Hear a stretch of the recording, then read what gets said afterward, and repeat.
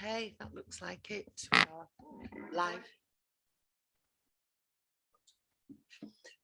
Okay, good morning everyone. My name is Councillor Cheryl Carlisle and I'm the Chair of the Finance and Resources Overview and Scrutiny Committee. Can I welcome everyone to today's hybrid meeting? The meeting will be live streamed and recorded and will be available for viewing after the meeting. Should the live streaming fail, the meeting will continue and a recording will be available through the Council's website following the conclusion of the meeting.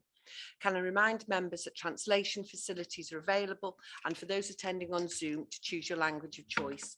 For those wishing to speak in the chamber, please raise your hand. For those on Zoom, please use the raised hand function. We will alternate between speakers in the chamber and on Zoom. For those attending remotely, please note that those in the chambers will be unable to use the chat facility. If possible, Zoom attendees are required to leave their camera on at all times. And those of you in the chamber will have noticed you haven't got your name cards now to go into your microphones. So could you please, for the first time you speak, could you just give your name for us? Would be great. Thank you. Right, moving on to the agenda. First item is apologies for absence, and I think Sally has. It's me this morning. Good morning. Just two apologies. Ewan Davis, Chief Executive, and Jane Richardson, Strategic Director. Lovely. Thank you very much. Any apologies from within the ranks of members? Anybody? No? Okay. We'll now move on to item 2, declarations of interest. Councillor Gareth. Gareth Jones, dwi yn gadeirydd ar gartrefi Conwy. Jyst rhag bod yna rhywbeth yn dod I fyny ar yr ochr tai. Diolch. Diolch yn fawr iawn chi. Cyn belled bod yna ddim trafodaeth benodol ar cartrefi Conwy, ydych chi'n iawn I aros fewn, ond ydych chi'n iawn I ddatgan. Felly diolch yn fawr iawn. Thank you very much, Councillor Gareth. Any other declarations from anyone? No. Okay, we move on to item 3, urgent matters. I'm not aware of any. There are no urgent matters, Chair. Excellent. That's what I like to hear on a Monday. We'll move on to item 4, minutes of the previous meetings. To approve the minutes of the meetings held on 6th of June 22, pages 3 to 14. Is there a proposer and seconder? Councillor Paul, if you pop your microphone on and say who you are, thank you. Hi, I'm Paul Lecoq. Just a small query on the minutes. If you remember, this is on page 13.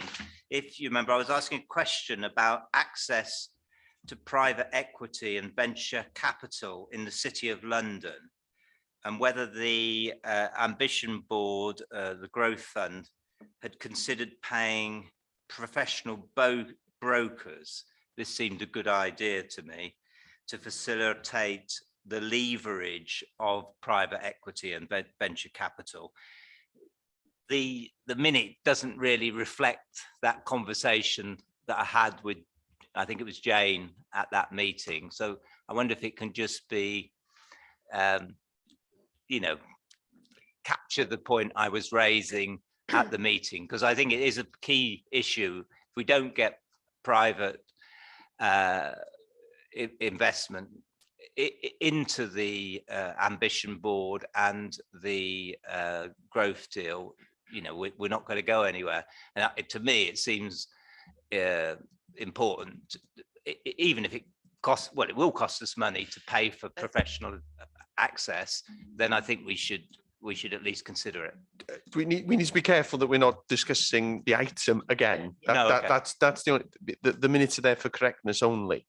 While I know the minute is relatively brief, there is a stream online of the whole debate, and we need to be careful that we don't minute everything that's said, because otherwise the minutes would become unmanageable.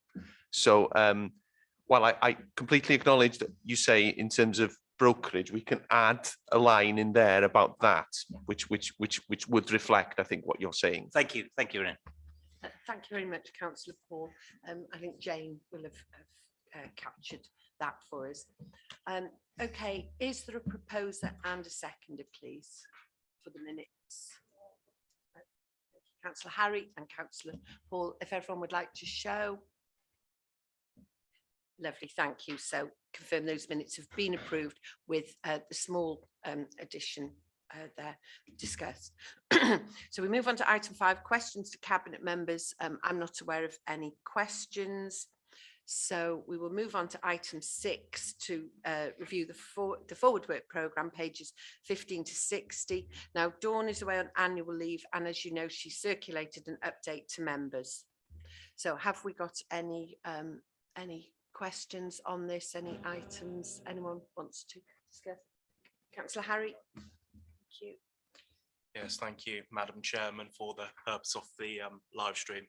My name is Harry Saville. I'm one of the councillors for Gogaff, Mostyn in Llandud. Now, I wondered whether or not we could have a Penrith Forward work programme at some point, and I acknowledge it will have to be a post-mortem report, but a post-mortem report perhaps on the Clwyd West Levelling Up Fund bid.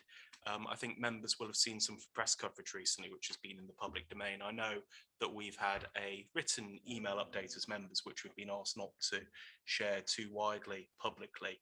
But I think given the sums of money involved here and the fact that the bid hadn't been through scrutiny previously, I think it'd be useful if, and I acknowledge it'll have to be after the bid is made, but if we could have a report that sets out the process, whether or not the bid was successful or not, and what the reasons behind that were.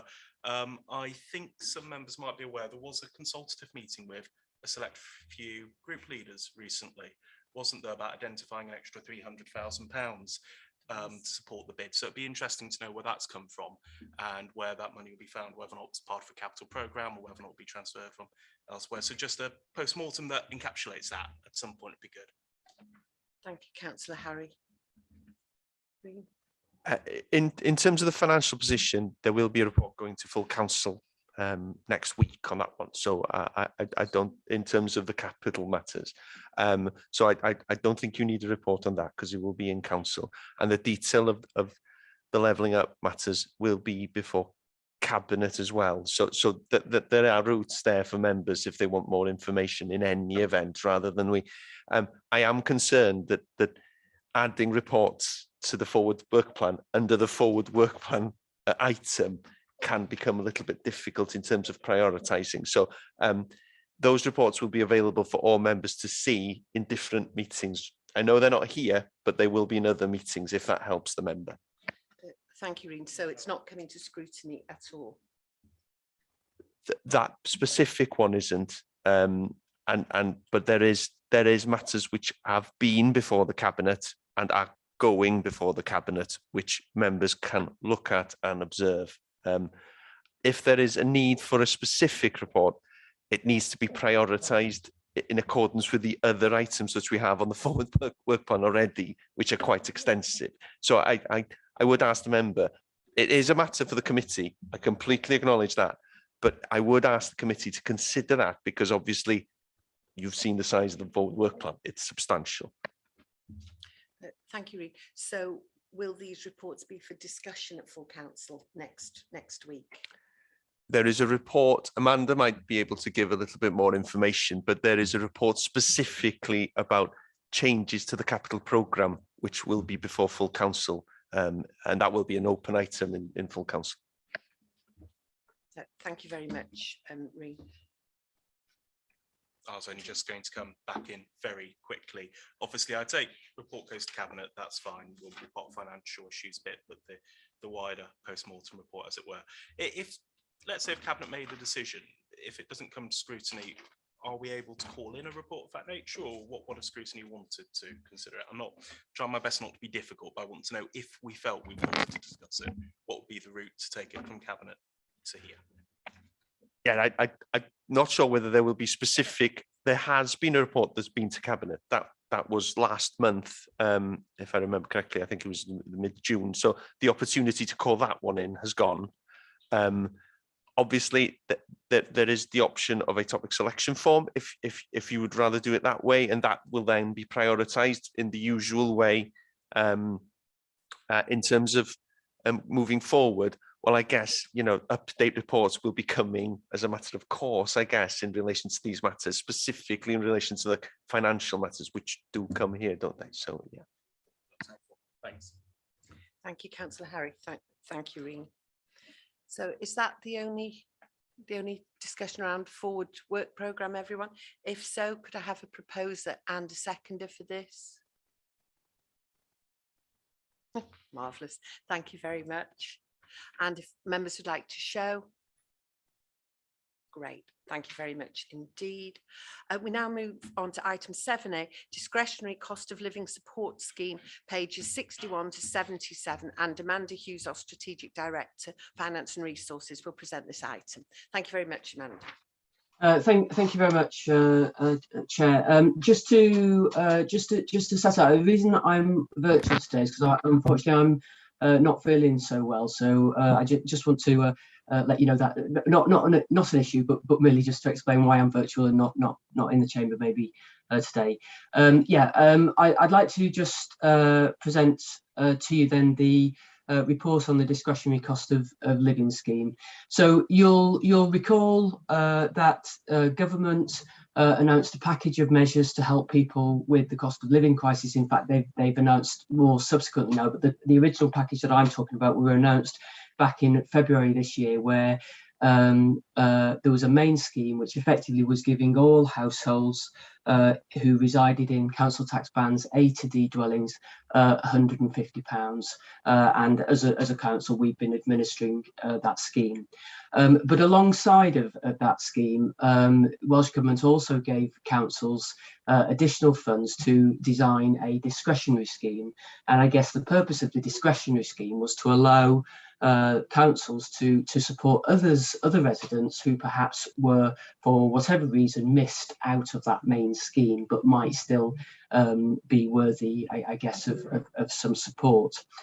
So this report now is about that discretionary scheme. So we, as a council, Conwy, have been given £959,000 to support a discretionary scheme. And whilst it is completely discretionary, i.e. it's for you or for the council to determine what that scheme is, Welsh Government have nonetheless set out some guidance that local authorities might want to consider in designing and implementing its scheme, and that guidance is attached in Appendix 1. Attached in Appendix 2 is effectively consideration of all of the things that were set out in that guidance and what our potential response would be to each of those schemes. And it also sets out sort of some other ideas that we have had here locally at Conwy to support our residents as well. You'll see then in the proposals that there are a number of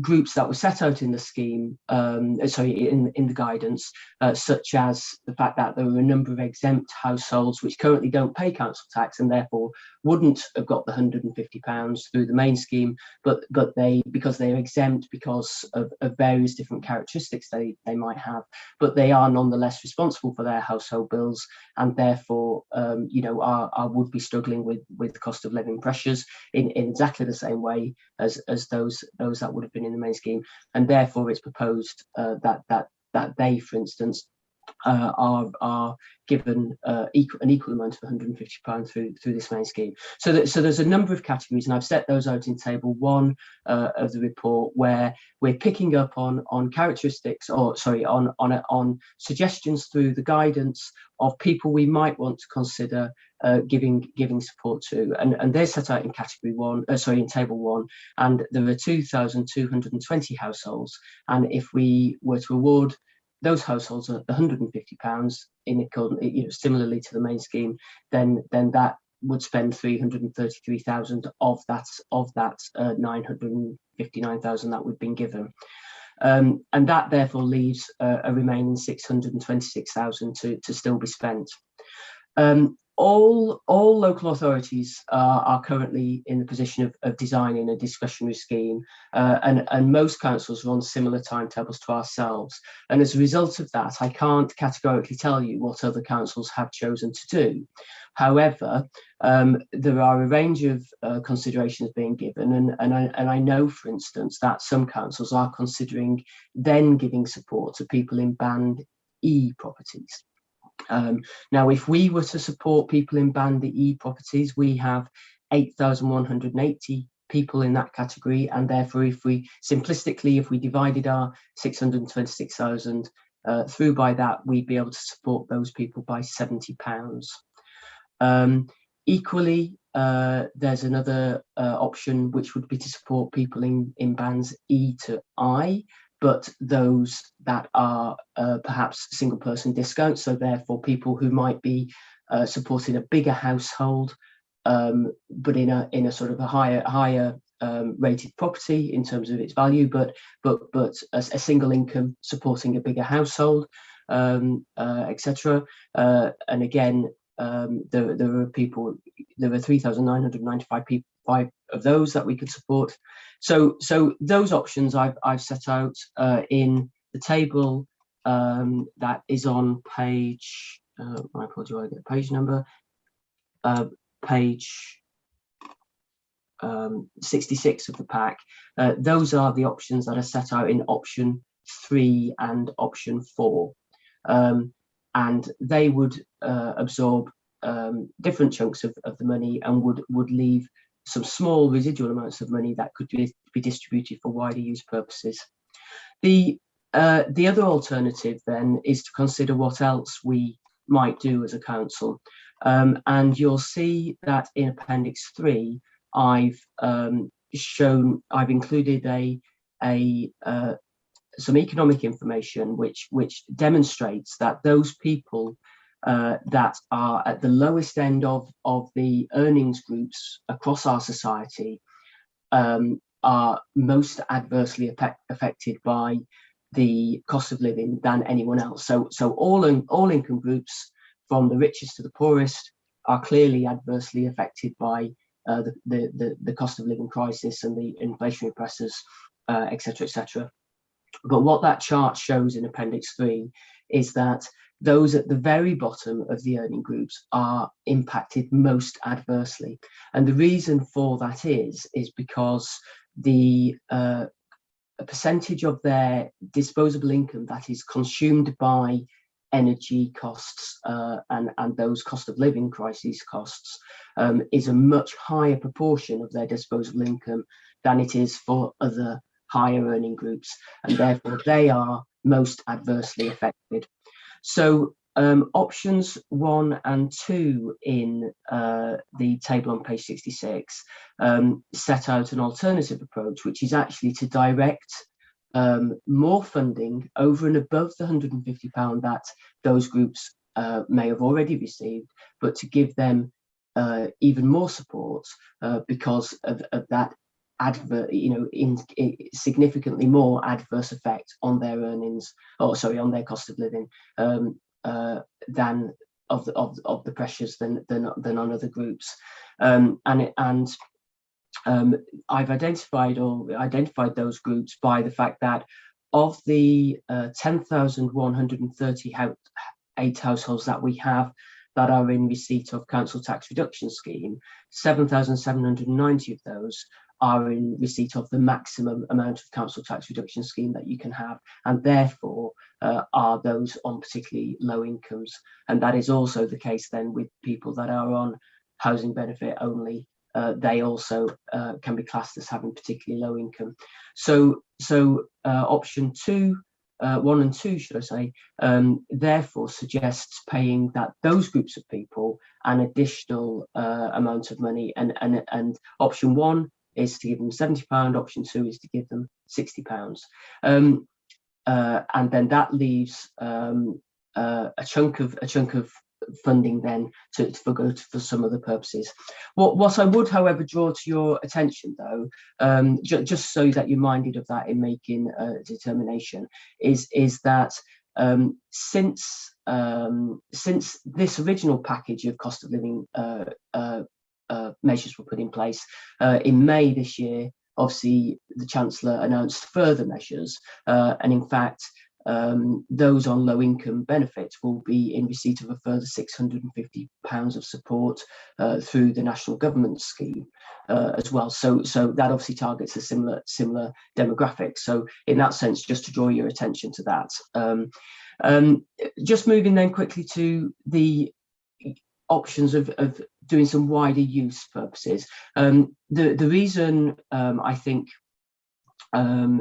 suggestion in terms of supporting some of these wider use purposes is really to try and I guess get to some other groups of people within our residents. Obviously direct payments to people are to specific direct people, and then obviously anyone who's not in receipt of that direct payment then has limited access to any support. But if we provide some funding for some of these wider use purposes, which I've set out in paragraph 3.18, so supporting food banks, enhancing our capacity to provide effective financial advice to those suffering from financial hardship, supplementing the available grant that we have for discretionary housing payments, and also facilitating a young people food scheme to enable provision of food at our cultural and sporting events during school holidays. That would then allow I guess other residents to have the potential to access those facilities potentially subject to need, and therefore have a little bit of a wider distribution of the money across our whole resident base. So as I say, option one sets out a slightly higher payment to those low income groups and less money into those wider use available funds, whereas option two has a slightly lower amount going to those people and more then going to the wider use funds. So it is recommended in the report that option two is supported, but obviously that's for members to consider and debate. But just to point out a couple of practical things that just to make you aware, we did have, when this scheme was brought in, we did the deadline to distribute all of the funding was by the end of September. Now, just last week, the Minister extended that, and actually it's now been extended to March, which is a positive news, because obviously it gives us a longer window of time to effectively use that money, particularly for those wider use purposes. But at the point, I think when designing the scheme, we have to have regard for, to some extent, for the administration of it as well, because clearly there's not a lot of point in, or not, I don't mean a lot of point, that's not the right phrase, but distributing very small amounts of money to people, would be very administratively burdensome. So for argument's sake, give people £20 or whatever. So we need to consider that. And also moving to something that needs a heavy amount of assessment, through an application process and assessing people's financial situations and this, that, and the other, again, has a high administrative burden on it. So the scheme as it's designed at the moment is looking at targeting specific people that we can quickly and easily distribute the funding to, rather than have a cumbersome application process, etc. That needs to be done that way. And the other point just to vary is that whilst I've prepared the figures on page 66 with the best of knowledge that I have at this stage, obviously all of the data will need detailed cleansing and double checking to make sure that we haven't already made people payments through the main scheme, etc., etc. So the exact figures may alter when we actually get to the point of making the payments, and therefore, as well as seeking support for a recommendation, I'm also seeking support for you to delegate to me the ability to vary the amounts of money slightly in consultation with the portfolio holder, just to make sure, therefore, that we actually are utilising all of the funds and we're not under utilising it, or in fact paying out too much and being in financial detriment as a result of that. So anyway, yeah, I hope that's made sense. Thank you very much. Thank you very much for that, Amanda, and also thank you again for presenting this when you're clearly not feeling very well. Much appreciated. Thank you. I'll start with the questions. We have Councillor Nigel first, please. Thank you, Chair. And Amanda, thank you very much for the report. Interesting reading, and you know, the whole point of this government help is to help out, obviously, the most needy people in our communities, and therefore I do like option 2. I think it gives the best help across the board. I'm just a little bit concerned about the young people summer food scheme option in there, which is to facilitate the food scheme across the council runs cultural and sporting groups. For myself personally, I think those, whilst wonderful schemes, those sporting and cultural events, they will be accessed by a few of our young people, not the majority, and mindful of the fact that the idea of this financial help is to help those that are in most need. I would personally prefer option 2 if the £20,000 for the food scheme was added to the 52,500 for the food banks, because I think that's where it is best placed, because it would be used by those who are in crisis, are really in need. So I'd be happy to support option 2 if the committee members would consider moving that 20,000 from the sports and cultural events into the food banks. And I've also looked at the Conway food banks, and there seems to be duplication in certain areas like Llandudno, where there is a plethora of food banks there. Some run by churches, organisations, and then there are the main ones. So I'd like to see it used in what I would class as the main area or town food banks, trying to cut out the duplication. Personally, I think we could probably narrow it down to about 9 or 10 food banks across the county. And I think that's where that money may be best placed, but let's see what the members think. Thank you. Thank you very much, Councillor Nigel. We'll then come on to Councillor Shaw. Thank you, Councillor Shaw Grady for Conway Town. I'm very much in a similar vein to Nigel, actually. I would tend to waver towards option 2, but again, I think the young people's food scheme is too high. I would prefer it not completely to be left out, but there are a lot of children who can't go there. A lot of them with working parents can't attend. So I think, again, that some of the money should be more money put in the food banks, and also some of the capacity provide advice, maybe drop that down to 5,000, and I don't know, 10,000 for the young food scheme, and the rest of it put into the food banks, and maybe some of it for those food banks put into fuel poverty. I don't know how they're going. They're all the food banks are trying to discuss this now, how to help with fuel poverty for the people who are working as well. So I think that's really important. So maybe suggest some of that money goes towards the fuel poverty in the food banks. Thank you. Thank you very much. Well, when we've had all the questions, we will round up those particular proposals and see what we've got. Councillor Gareth. Thank you. You know, as you say, from the proposals, 2 seems to be the best of the options, but I just think we've kind of missed an opportunity here.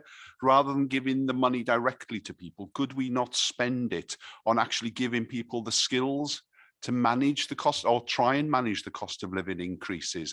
As in, you know, we've got commercial kitchens in all the schools. Could we not actually try and give people the skills to cook, provide them with recipe plans for the weeks? You know, that would then have the benefit of improving the healthy recipe plans, and also, you know, the rural communities where they have to be hit by the travel costs and things. Again, could we not actually provide people on the back of that with, if you like, weekly suggested shopping lists where they can get everything they need for the family on one trip, because they can't afford to travel backwards and forwards to the supermarkets, you know, if you're traveling from a rural area. And we, you know, with emails and things, people who register for it, we could get it out. There could be seasonality built into this, price increases built into it, and it could be tailored to the number of people in the households as well. So it just kind of makes it easy and gives people life skills, rather than say, you know, £60 is welcome, but it probably wouldn't even cover a month's worth of fuel increases. Whereas if we give them the skills to try and manage these things and upskill them in their cooking skills and meal planning, etc., it would possibly be more beneficial for them and for the community long term. Thank you, Councillor Gary. Yes, very good point, particularly the rural, the issues being faced by our rural families.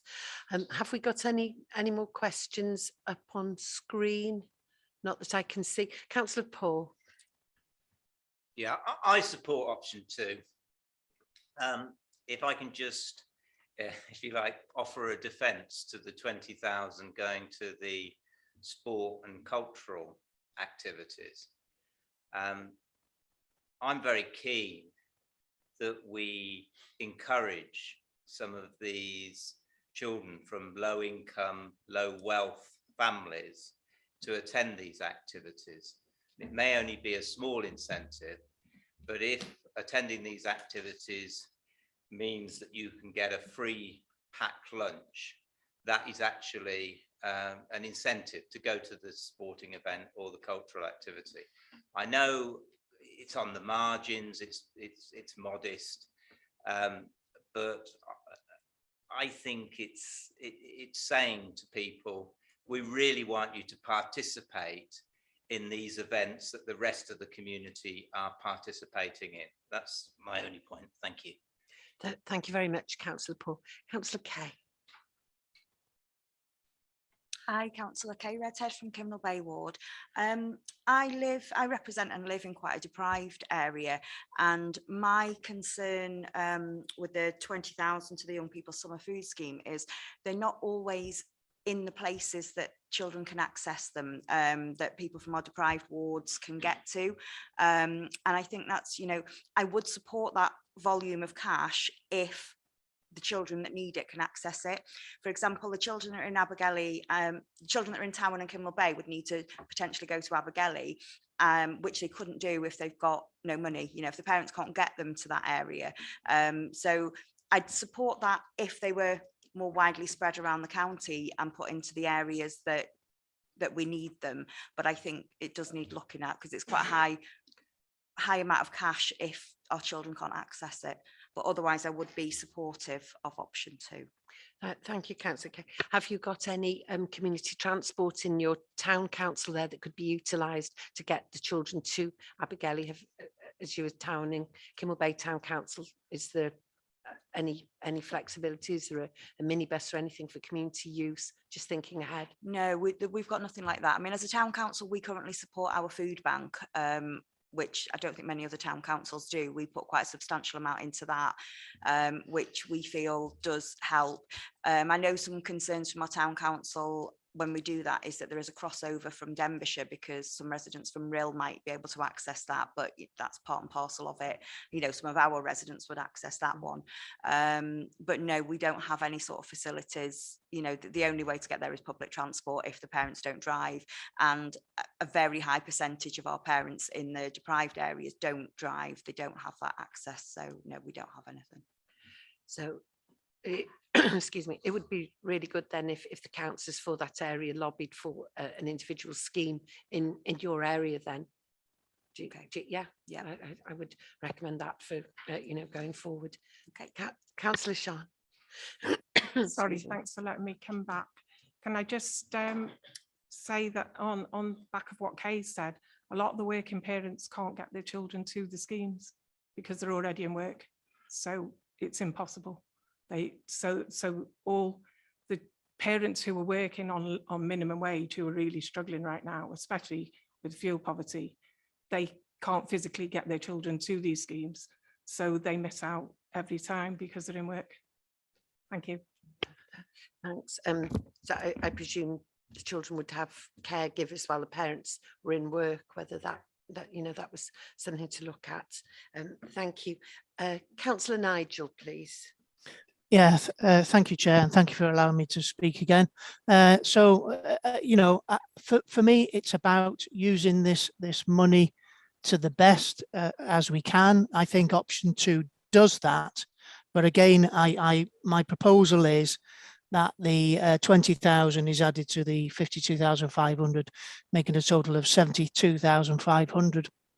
I'm mindful of the fact that not all households are happy households. You know, we have people who suffer with substance or alcohol abuse, and the food banks are a real, genuine safety net to those families, but also to nowadays with the financial costs of fuel and everything rising, you know, more and more people are relying on that safety net of the food banks, and that's where I genuinely feel that the money is best placed. So that is my proposal, option 2, but with the 20,000 added to the removed from the young person's summer food scheme and added to the food banks.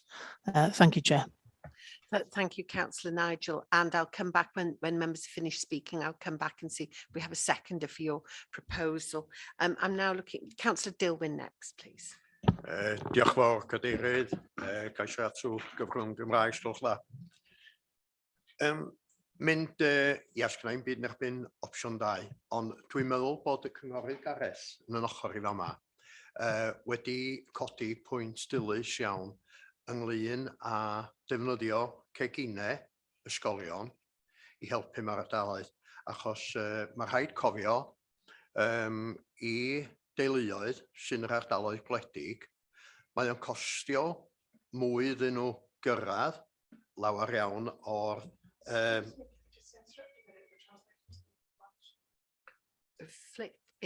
There should be a switch at the bottom that switches you from Welsh to English there, Councillor Shaw.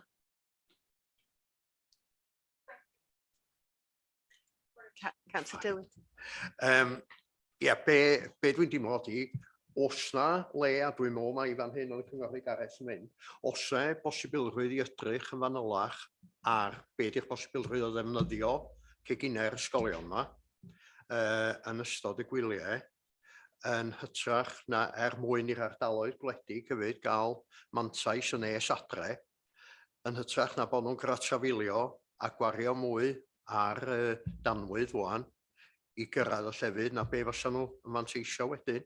Dwi'n meddwl bod hwnna'n bosibilrwydd.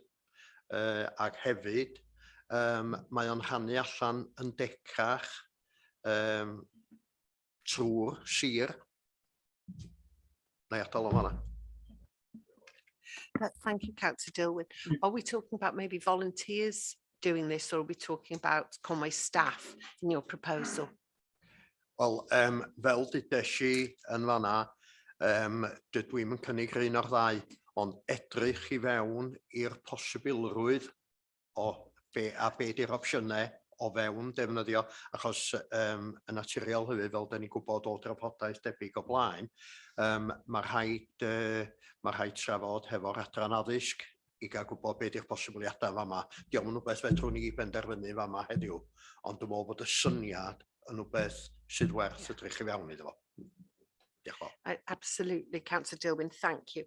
I've got Councillors Anne, Charlie, Gareth. So Councillor Anne first, please.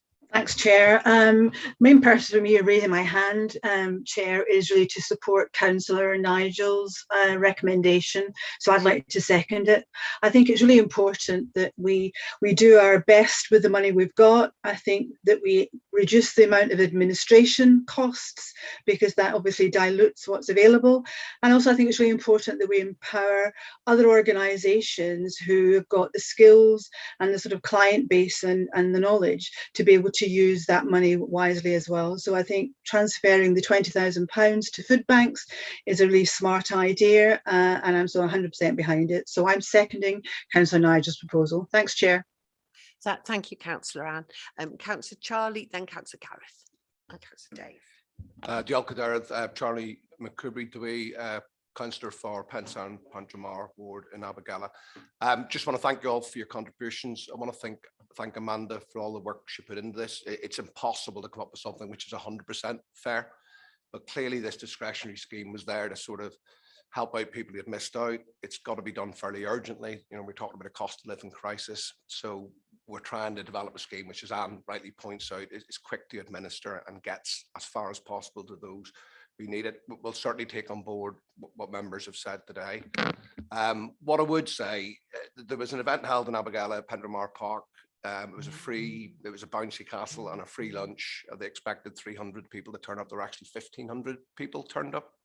So there is a huge demand for this sort of event. And I think it's important with the cost of living crisis to remember there's lots of parents out there who won't be able to take their kids to events and things that happen because they just don't have the money. That money's been spent on fuel, it's been spent on all the things that we've said. So absolutely up to members to decide what they will do, but there definitely is a demand there for that kind of event. And it was fantastic to see the kids there in the park enjoying themselves. So just one for members' consideration. Thanks, Councillor Charlie. Councillor Gareth, please. Yeah, I think it's, as I said earlier, it's all about using this money smartly. So I'd like to support Councillor Paul's suggestion that, that we carry on with the 20,000 into the Young People's Fund, because it has that wider benefit of engaging more with these youngsters, providing them, yes, they get the meals, but also they get that cultural or sporting improvements. But we should have that plan as to how do we engage with more of these children, because that's what seems to be coming across, is that not all of them have access to it, and they should all have access to it, be it from the more deprived wards or from the rural wards. Everybody should be treated equally, so there should be that plan, and maybe a case of putting more money into it if we can get all the kids there that need it, and maybe giving less into the just the one-off cash payments, because I think it will have wider benefits. Thank you. Yes, thank you, Councillor. Councillor Dave. I'm very much in support of option 2. Just want to say who you are. David Carr, Colwyn Ward. I'm very much in support of option 2 and support of the 20,000 being added to the food banks. I've got concerns of areas that maybe we could identify that are not covered by food banks. I know the Shorehope Church has done sterling work in Old Colwyn, and that is going to be ceasing shortly. So there might be areas, if we're directing money to food banks, that maybe not be covered. I'm not really an expert of it. I think we need to make sure that everyone is covered, and the areas where they're not currently food banks, there must be some kind of provision that we could put in. That's my thoughts anyway. Thank you. Thank you, Councillor Dave. Yeah, there's a lot of provision in Colwyn Bay that I'm sure will be picking up the any lack of provision anywhere. I'd like to ask just a couple of questions, please, Amanda, around to make sure that we're picking up carers and care leavers in these schemes, to make sure that we're supporting carers who are extremely hard hit by everything. Thank you. Yes, some of the categories of people that are under the exempt groups are carers and care leavers. So yes, there's certainly some of those groups are targeted in this, and people with disabled exemptions as well. So yeah, there's various vulnerable groups gathered in the various suggestions there. Thanks. So carers are all carers that we have knowledge of are picked up within this scheme. Just bear with me while I just remind myself of the exact groups. Thank you. Yeah, so care leavers, 100% for definite. They're class X under council tax exemption and are therefore picked up in the group of exemptions. In terms of carers themselves, I think certainly carers, the group of carers where somebody's left their house to go and live in another person's house because they're a carer, that group are definitely also picked up. I think a carer generally, I don't think I can guarantee that a carer generally, if you're a carer who resides in a band A to D property, you may well have already had the £150 under the main scheme anyway. If you're a carer who's in a higher band group, then I'm guessing they wouldn't be picked up explicitly. So I think it's just certain pockets of them will be picked up, as I've just said. But if I could perhaps, Councillor Cheryl, absolutely clarify that for after the meeting, rather than me sort of try and splutter my way through, which I'm conscious I am doing a little bit at the moment. No, absolutely. Thank you very much.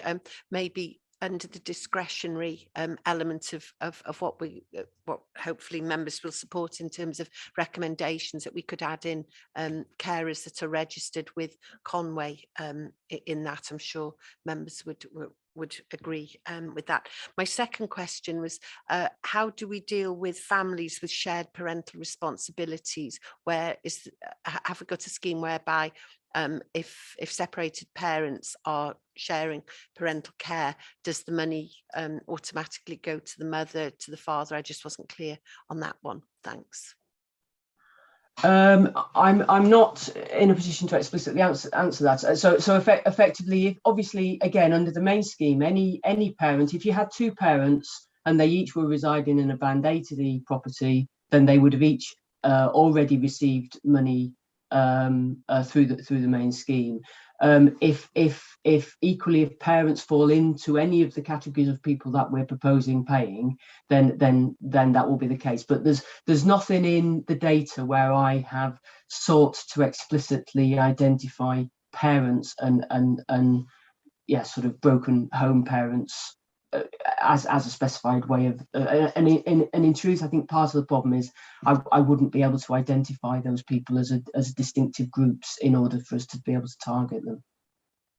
Okay, thank you very much for that, and I look forward to we'll talk about the carers issue outside of here. I've got Councillor Nigel wanting to come back in, and then we're going to move on to the recommendations. Thank you, Chair. Thank you for allowing me to speak for a third time. I don't want to be hogging this space, but I was mindful of Councillor David's comments about the old Colwyn food bank closing, and I would hope that if members are minded to support my proposal, that we would look to not duplicate in too many areas, so allowing us to give coverage further afield. And also a question for Amanda, really. As Councillor Kay mentioned, Town and Kimble Bay Town Council have substantially financially supported our local food bank. And one of the things that the clerk has always been keen on getting is a VAT receipt so that we can claim the VAT back. Now, I presume in that if you could claim back the VAT on £72,500, you'd be looking at an additional £12,000, which could be potentially spent. So my question is, would this money perhaps be better distributed to the local town councils if they can claim the VAT back, so that additional money could be spent purchasing food? Just a question.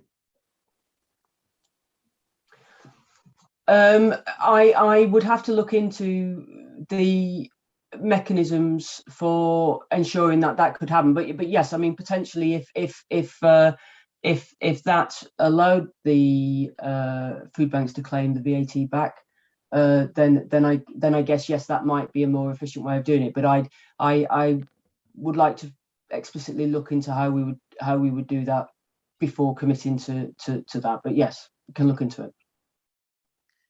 Thank you, Amanda. And Councillor Nigel, just for clarity around the old Colwyn issue you were talking about, it's a food share operated by a charity, not a food bank. It was a food share.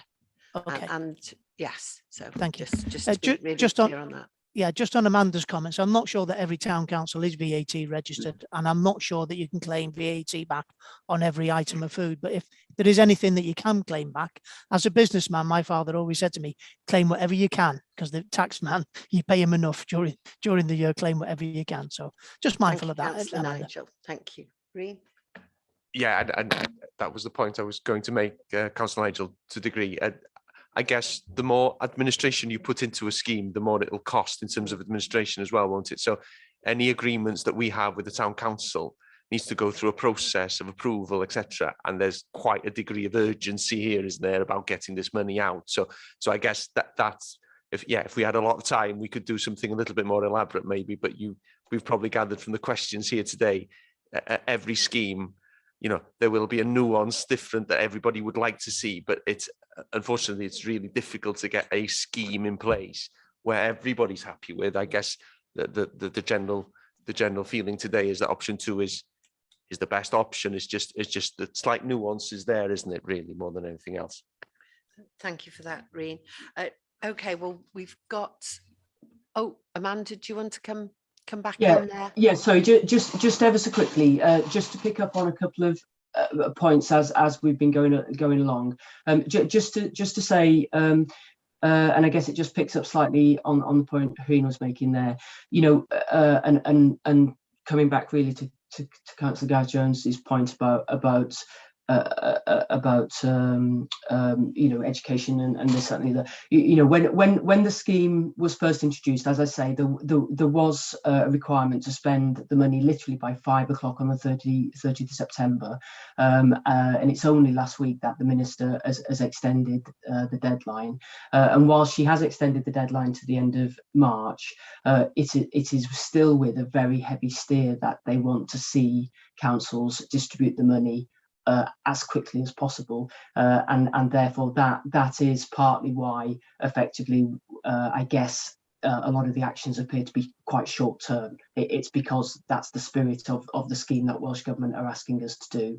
But the advantage of the extension is it does actually mean we can put more money into some of those other areas, because actually we do have that slightly longer window to distribute the funding, you know, for argument's sake, to food banks or whatever. Because, you know, had it been end of September, distributing 50,000 to food banks in 2 months wouldn't have been possible, but actually doing it in 8 months is possible. But the other one I just wanted to draw to your attention, and really just coming back on Councillor Kay, is just in terms of that summer scheme. One of the things that we are proposing to do are feed and read schemes in all of the libraries across the county, and that would include Kimnell Bay. So, you know, whilst understand the concerns about read, we are looking at various things to try and ensure that we do make the reach of those activities as far and wide as we can, as far as is practicable. So just to let you know about that. Thank you. Thank you very much for that, Amanda. Just a quick point, Councillor Gromway, I can see you've put something in the chat bar there, has just come up on the screen. Members in the chamber are not able to see what you've put in the chat bar, so don't know if you'd like to repeat that to the meeting. Thank you, Chair. I'm just making the point that I'm not aware of any food banks, unfortunately, in rural Conway, and just a concern that how will the people in rural Conway access any extra provision for food banks. Thank you, Councillor Gromway. Well, maybe if you can get that on your local area forum, then the rural forum, bring that for discussion. Councillor Dilwyn, just yes. I think if I could just say as well, I think you can get that on your forward work programme as quickly as possible for your local forum. Yes, but I think the point that Gron was making as well, that will take time. The rural forum has just met, so right. It's a bit, and my concern is how the people in the rural area access this immediately now, because the discussion has been more around the more populated areas, which is where the facilities are. And my concern is, unless this the facility is taken to the people, that it costs them too much in the climate that is now in fuel to get to where they can take advantage of these facilities. And that's why I mentioned around the schools, the school kitchens, could they be possibly utilised? Okay, well, can I suggest maybe that the rural members ask to meet urgently with, say, Cabinet Member for Education, and see where we can go with this, setting up something voluntary would be a good idea to get it delivered immediately. So via volunteers. I appreciate the point you're making, Chair, and yes, it's very valid. But my concern is that in the meantime, by the time that is done, this money will have gone to other places, and that the rural areas will miss out. Yeah. Unless we can come to some sort of understanding of a way forward now before the money is spent. Otherwise, it'll have gone. Yeah. Yeah, absolutely. Understand, Councillor Dilwyn, just trying to, be helpful in terms of we as the members represent our people, don't we? And it's up to us. If we see an urgent need to get something done incredibly quickly, then we're best placed to do it and drive it forward. So thank you. So we've got three. You certainly can, Councillor Harry. Sorry, I didn't see you there. Yeah, thanks, Chair. It's just really building on Dilwyn's point and a question that maybe Mike or Amanda might be able to pick up. I wonder, listening to the debate,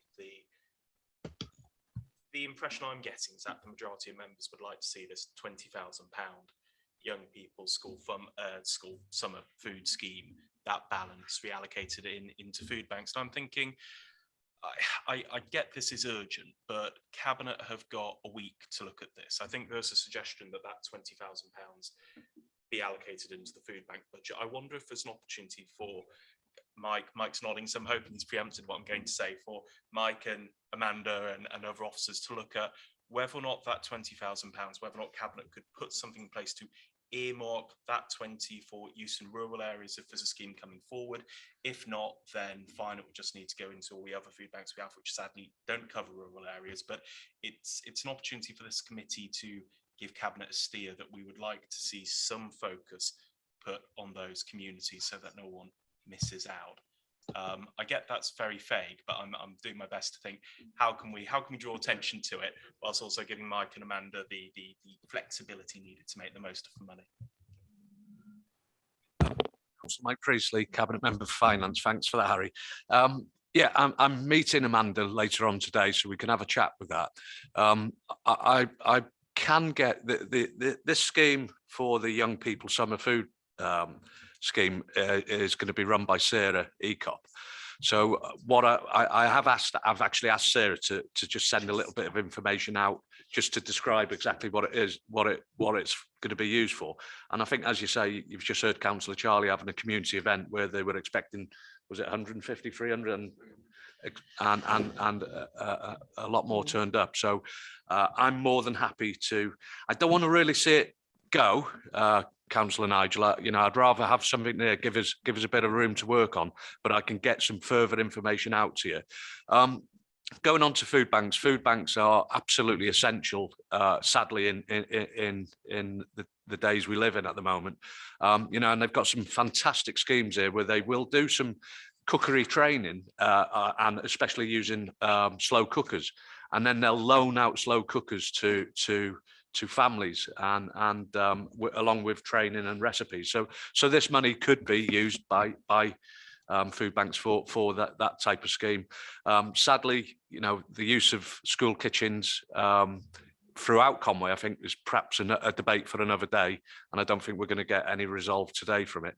But as I say, I personally would rather that some money left in that food scheme, just so we could just get a bit more information out to councillors. And I absolutely welcome the debate here today, because that's what it's all about. And I'm really happy that option 2 is going along the lines of that. It's going to be supporting the most people that perhaps need that little bit of help at this moment in time. Thank you very much, Councillor Mike. I've got Councillor Tristan on screen there. Diolch yn fawr, Madam Cadeirydd. Os ni jyst yn licio cefnogi be oedd Dilwyn yn ddeud yn gynharach, hynny yw, yn yn hardaloedd gwledig ni, dyn ni ddim yn sylweddoli gymaint o dlodi sydd oherwydd y pwysau ychwanegol oherwydd tlodi tanwydd. Ac ar ben hynny, mae'n ddiffyg darpariaeth gyda thrafnidiaeth cyhoeddus, enghraifft yn Llansannan, so chi'n gallu mynd I Ddimbech ar y bus, os rhaid chi ddisgwyl wedyn dros nos, cyn cael bus adre, so chi'n cael bus am 3:30 neu 4:00. Mae'r peth yn hollol hyrt. Wedyn beth sy'n rhaid ni gofio bod yna bwysau aruthrol ar bobl yn cefn gwlad oherwydd tlodi tanwydd a diffyg darpariaeth gyda thrafnidiaeth cyhoeddus. So dwi'n meddwl bod yr elfen addysgol yn bwysig, a mae rhaid ni edrych ar hynny ar fyrder o ran y ddarpariaeth fedrwn ni roed I geginau mewn ysgolion, achos, a mae hynny yn bwysig sy'n ni fel dros y sir, nid yn unig mewn ardaloedd gwledig. Ond I ateb y pwynt, mae yna banciau bwyd, mae yna ddarpariaeth banciau bwyd I gael yn ardaloedd gwledig. Dwi'n gwybod bod yna gapeli ac eglwysi wneud hynny, dwi'n gwybod bod yna siopau wneud hynny, a dwi'n meddwl bod y cynghorydd Liz wedi rhoi fyny ar y sgwrs ar y sgrin bod yna siopau lleol hefyd o fewn yr ardaloedd gwledig yn casglu bwyd. Ond beth sy'n bwysig dwi'n meddwl ydy'r as y bosib I gynnwys o, ydy'r elfen addysgol yma, as y bosib cynnwys hwnna, fel yr awgrymwyd gan Dilwyn ac eraill, dwi'n meddwl fasa hyn yn syniad ardderchog. Diolch yn fawr iawn. Thank you very much, Councillor Tristan. Well, we've got two separate proposals, haven't we, on the option 2 part of it. We've got Councillor Nigel's and Councillor Paul's. Is there any way we can find some common ground in our recommendation to Cabinet? Councillor Harry, compromise away. Thank you. Oh, thank you, Chair. I was going to say as a compromise, if we look at these, okay, take option 2, but let's look at these 4 budget lines at the bottom. How about if we reduce young people summer food scheme from 20,000 to 10,000? We can increase the food bank budget line from 52,500 to 62,500. And if we could maybe include an extra line in the recommendational proposal that we ask Cabinet to look at focus on providing some support in rural communities as well, given our concerns about the coverage of the support networks there. Is that clear enough, Ryan, for members to decide whether they like that or not? Yeah, I am conscious of the fact that we have a proposal from Councillor Nigel before us already, and I guess what you're suggesting is slightly different to that. So how about that we put Councillor Nigel's proposal up first? If that carries, it carries. If it falls, we'll look at the other options then in terms of proposals. I think that's probably the wisest, because otherwise we'll just go around the houses with different proposals. Okay, thank you, Reen. So we have Councillor Nigel's proposal. If you'd like to repeat that, Councillor Nigel, for clarity, and it was seconded by Councillor Anne. Thank you, Chair. So my proposal is that the £20,000, which is option 2, but the £20,000 for young people summer food scheme be added to the food bank scheme instead of, and that's my option, my proposal. Oh, and that they prioritise the local or the main area or towns without duplication. That was another thing that I put in there. So, and that's part of your proposal. Okay, and Councillor Anne has seconded that. Well, if people would like to show in favour of Councillor Nigel's. It's 1 in the chamber, 2 in the chamber, 3, 4, 5, 6, 7, and you have 8. Okay. And against? 1, 2, 3. Can we show on screen if we're against, please? So 5, yes, 5 against. So that is carried. So in terms of the rest of the recommendations, we've got 2.1, we've dealt with 2.2 and 2.3. If members would like to show on those recommendations, happy to take the rest of it. We propose and second, please. Councillor Harry proposed, seconded, please. Councillor Sean, thank you. We'd all like to show on those 3 recommendations. Thank you very much. Anyone against? No.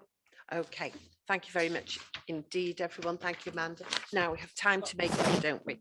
We move on to item 7B, the financial outturn 21-22, and it's Paul croaking Amanda again. Thank you, Amanda. Okay. Councillor Austin. Oh, we've muted. Okay. Okay, Amanda, take it away. Thank you. Thanks so much, Chair. So this report then is presenting to you the financial outturn position for 21-22. Effectively, this is the first or the culmination of the year's activities and what the actual outturn position was, and this will be reflected through into our statement of accounts, which is obviously a statutory requirement to produce a statement of accounts, which is subject to audit in any financial year. Members will, you'll recall, the budget will have was set for 21-22 back in March 21, and throughout the year, members have received a number of reports setting out how the financial outlook was looking throughout the financial year. And this then, as I say, culminates the actual final position. Suffice to say, the actual outturn position is more favourable than had been anticipated through the year, and that is primarily because we received some additional last-minute funding from Welsh Government, and that is set out in table, or some of that is set out in table 1 of the report. So quite late on in the year, the Welsh Government announced that they would be giving us, they would actually be increasing the financial settlement for 21-22, and we received an additional 2.2 million in additional revenue support grants. We also received an additional 1.9 million to do with social care overspends, and we also received 676,000 for council tax shortfall. So we actually had very late on in the year an additional 4.8 million in funding. It's also credit to services that budgets were managed well and contained within the expected outturn position in the vast majority of cases, and in the earlier budget reports, members had approved the use of some reserves, and I've set out in paragraph 3.12 what that was. So as part of the three-quarter monitoring report through the year, at that point in time, it was expected that we would need to utilise 580,000 from the pay award reserve, 825,000 from the budget recovery plan reserve in support of services, and 140 from the school transport reserve. As it turned out at the actual end of year, because of those additional funds and because of the actual outturn position, we in fact, while we did need the money for the pay award, we needed 595 in the end to cover the pay award. We didn't need to use either of the other two reserves, so they've actually been able to be left where they were. So the overall outturn position in the end is that we have added £15 million to our reserves, which is obviously a positive thing. You'll be aware, members will be aware, that we don't have, as compared to other local authorities, we don't have a significant amount of balances and reserves. In fact, we have one of the lowest levels, and therefore being able to add 15.024 million to our reserves in year is a positive. Appendix 1 to the report shows the outturn position by individual service, and Appendix 2 shows the opening and closing balances on all the reserves and balances that we have across the authority. I'll be coming back to a subsequent meeting with more detail about those reserves and balances, what they're being held for, and the specific purposes, so that you can confirm that you're happy with that at a future meeting. But this report is reporting that outturn position.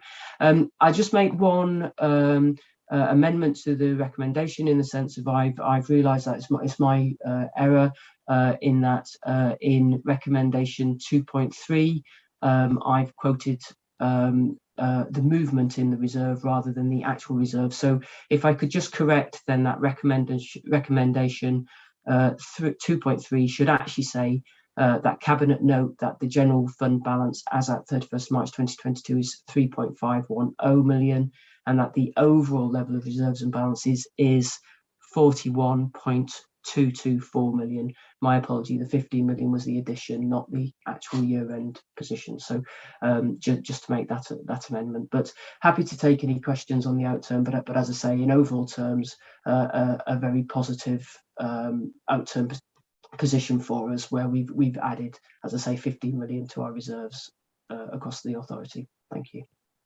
Thank you very much for that, Amanda. Have we got any questions? Oh, Councillor Harry, first. Oh, thank you, Madam Chairman. I wasn't wanting to jump in first, but no one else has stuck their hands up. But just a quick question for Amanda. I'm looking at the Appendix 2, where you've got a spreadsheet of corporate reserves, and you've got loss of hardship fund, and that's gone up by just over 2.5 million. Now, correct me if I'm wrong, but that's a Welsh Government grant to deal with COVID pressures, wasn't it? Yes, it was. I've called it loss of hardship. What I mean by that is effectively, so for the last 2 years, we've received substantial money through the Welsh Government Hardship Grant Scheme, where they've been supporting local authority with additional expenditure costs and loss of income as a result of the COVID activity. That's now ceased. The purpose for creating this reserve is the fact that we, whilst we no longer are getting hardship, we are nonetheless still coping with some of the consequentials of that activity. So, for instance, our income at the theatres and our income in leisure centres isn't yet returned to pre-COVID levels. We're still incurring certain expenditure, particularly in social care, which we're no longer getting the grant for. And therefore, in creating this reserve, it's my intention really that we're putting funds aside to provide budgetary support if necessary, where some of those income losses and expenditure additions are still going to be felt during 22-23, but in fact there is no more grant to be received to make that up. So that's the intention of the reserve. As I say, your questioning, or rather you're confirming you're happy with that reserve, I'll come back with the next report at the next committee, but that was the purpose of it. Harry? Yes, thanks, Amanda. I thought that was going to be the case. So what I wanted to know is, obviously, I totally appreciate that there will still be some post-COVID pressures that we're experiencing as an authority, but is there any aspiration to maybe 2-3 years down the line look at wrapping up that reserve, and actually, if there is any money left in there, transferring that into our general balances? Of course, 2.5 million, that would significantly increase what we've got there at the moment, wouldn't it? Yeah, absolutely. Yeah, I mean, I think at the end of the day, once we've gone through 22-23, I guess we would have to be saying then that any permanent changes to our expenditure, or any permanent changes to our income streams, at that point you would say perhaps they're the new norm, in which case, as you say, if there's any funding, if we haven't had to utilize this funding during the year, then we can, as you say, take that decision to transfer that into general balances, certainly. That's fine. Thank you very much, Amanda.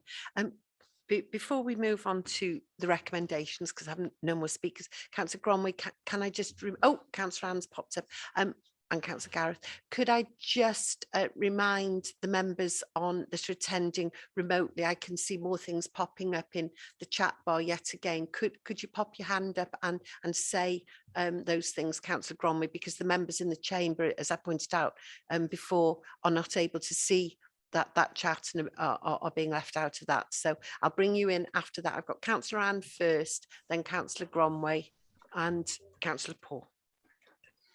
Thanks, Chair, and thanks for the report, Amanda.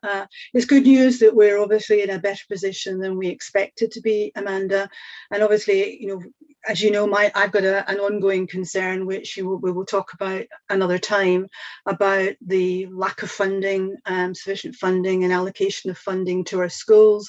So obviously, it's such a pity that if we'd known that we were going to be in this position, we would have had to take just short of £1 million out of our schools' budgets, which are recurring year upon year based upon decisions last year. So really what I'm asking is not a question, it's a plea really. I know you're going to come back to scrutiny. I think it's in August, according to the forward work plan, to give it detail about balances and sort of reserves. And when I look at Appendix 2, there's allegedly 10.7 million, I think it is, in terms of schools balances. But there isn't any comment in terms of what's ring-fenced, what's hypothecated, in terms of what's actually even required to maintain the status quo. So when you're doing your report next in August, just a plea that we have some detail so that we can truly understand the financial predicament that schools are in. Because when I look at page 2 of Appendix 2, which is actually on page 88, when it comes to the corporate position, you're obviously identifying earmarked reserves and narrowing down. So 41 million comes down to sort of 3.5 in terms of general balances. So I'd really like that sort of level of clarity, so that when we as members are looking at the financial positions and predicament and challenges of our schools going forward, that we've got a bit more information. Because on the face of it, this report shows that schools have doubled their reserves, and I know that a number of our schools are in a very precarious position and probably require 70% of their balances to be able just to maintain the status quo today. So that's just a plea from me. Thanks very much, Amanda.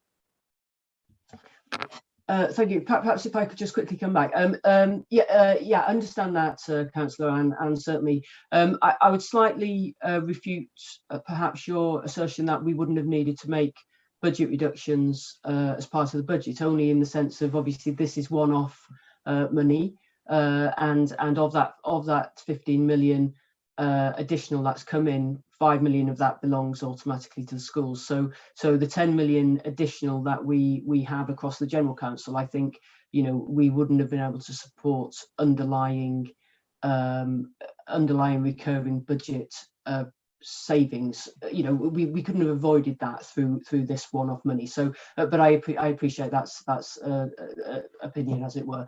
In terms of the detailed knowledge about schools budgets and the pressures on their reserves, work is being done through the schools budget forum on that, and I think some detailed analysis will be coming forward through that forum, and therefore perhaps what I would just ask is that you perhaps just give me the benefit of time a little bit, in the sense of I'm not sure whether the work at the school budget forum will have been completed in time for me to bring that back through to the report in August. But if it isn't available at that point, then I'll make sure it comes as soon as it is available. So it is certainly in hand, and you know, as you rightly pointed out before, you know, I think it's fair that members understand those pressures through schools, and that information will come forward to you through that mechanism. Thank you. Just come back. Yeah, Chair, could I just come back? Yes, yeah. Yes, Councillor. Yeah, I mean, that's fine if that's the case, Amanda, but I'm not aware that the schools budget forum, whoever is on it, is actually looking at the balances and reserves of schools. I mean, obviously I stand corrected if you're actually asserting that that's the case, but I'm not aware that that's their remit. Thanks. Yeah, I think an exercise is being done explicitly because of it, because I think the schools budget forum have also, I guess, been raising the concern that it's easy to look at a figure and not appreciate the demands behind. But perhaps Dr. Lowry can provide a bit more information. I see your hands up. Thank you, Amanda. Dr. Lowry, if you'd like to just cover that point for Councillor Anne. Yes, thank you, Chair, and thank you, Amanda and Anne as well for that question. So as Amanda stated, with all of the reserves, including those of schools, Amanda will be presenting a further paper in a few months' time, so in August. And at that time, I can confirm that the document that the subgroup from the School Budget Forum, who's chaired by one of our secondary head teachers, will be readily available. And that document will include information on school reserves, school balances, and it's specifically looking at the reasons why school balances are as they are for now. We know that school balances have increased from 5 million to 10 million, but we do know that there are reasons for this. So there is a funding gap of 4.9 million at the moment, and many schools have started to use their reserves towards the 22-23 budget. So we will see there will be a slight reduction because of that reason. Also, a handful of schools are preparing for a reduction in pupil numbers. We've seen that across the local authority. So our nursery intakes are at a low at the moment. So over the next couple of years, they want to retain that staffing complement despite those numbers dropping. And of course, schools are nervous about further cuts, an anticipated 1.5%, and that would mean a 1 million cut to the ISB. So these are all considerations that the subgroup will be looking at when they're compiling that paper. But it is a subgroup of the School Budget Forum. It's got a range of representatives on it, secondary, special and primary, elected member representation and also officer. So just to confirm that, thank you, Chair. Thanks very much, Dr. Lowry. That's really helpful, and we'll be able to debate that in full when that report comes to us. I'd like just briefly, Councillor Gronwy, could you just say what's gone in the chat bar there for the benefit of the members in the chamber? Thank you. And then we'll come on to Councillor Paul. It was a simple request that when Councillor Harry speaks, that he speaks into the mic because it's very difficult to hear him. I've got my volume on full, so whether Councillor Harry's mic is not working properly, I don't know, but it's difficult to hear him. Or maybe he didn't want you to hear, Councillor Gronwy. Well, it is an open. Okay, thank you very much for that. No, it's just that as I said at the start of the meeting, people can't see what's being typed in the chat bar, so it's important that we include everyone. Councillor Paul, then Councillor Gareth, and then we move to recommendations. Thank you. Chair, thank you. I did write in part to you about this last week, and it sort of builds on the point that Harry was making there about quite appropriately, Amanda is making decisions every day about these balances and how we best utilize them. My concern is that we have as explicit information about that as soon as possible. Everybody knows the Bank of England Policy Committee this month's probably going to put the interest rates up by 0.5%. It'll be 3.5% by the end of the year. We're at 9.1% inflation. That will be over 11% in the autumn. And my concern is that we are, I know Amanda's all over this, so it's not a criticism of Amanda at all, but we need to be all over this and how it's impacting the council day to day. And I know the leader here is all over it as well, and Mike here is all over it. But I think we do need explicit information very regularly so we can be reassured as well that those decisions that are being taken are going to protect our service users to best effect. Thank you, Councillor Paul. Yeah, and on that basis, there will be a report in August with the outturn position. So that will reflect the concerns that you raise in relation to inflationary issues and such alike. I don't know if Amanda wants to come in because she will be writing the report. I became probably best for her to reply. Thank you. Yeah, thank you. Yeah, I mean, obviously, in terms of preparing this report today, then I, at the moment, have obviously made decisions that are prudent and in accordance with appropriate accounting practice to account for our funding and our income and expenditure in 21-22 in accordance with those explicit requirements. So the decisions therefore I have made to put money aside into various earmarked reserves.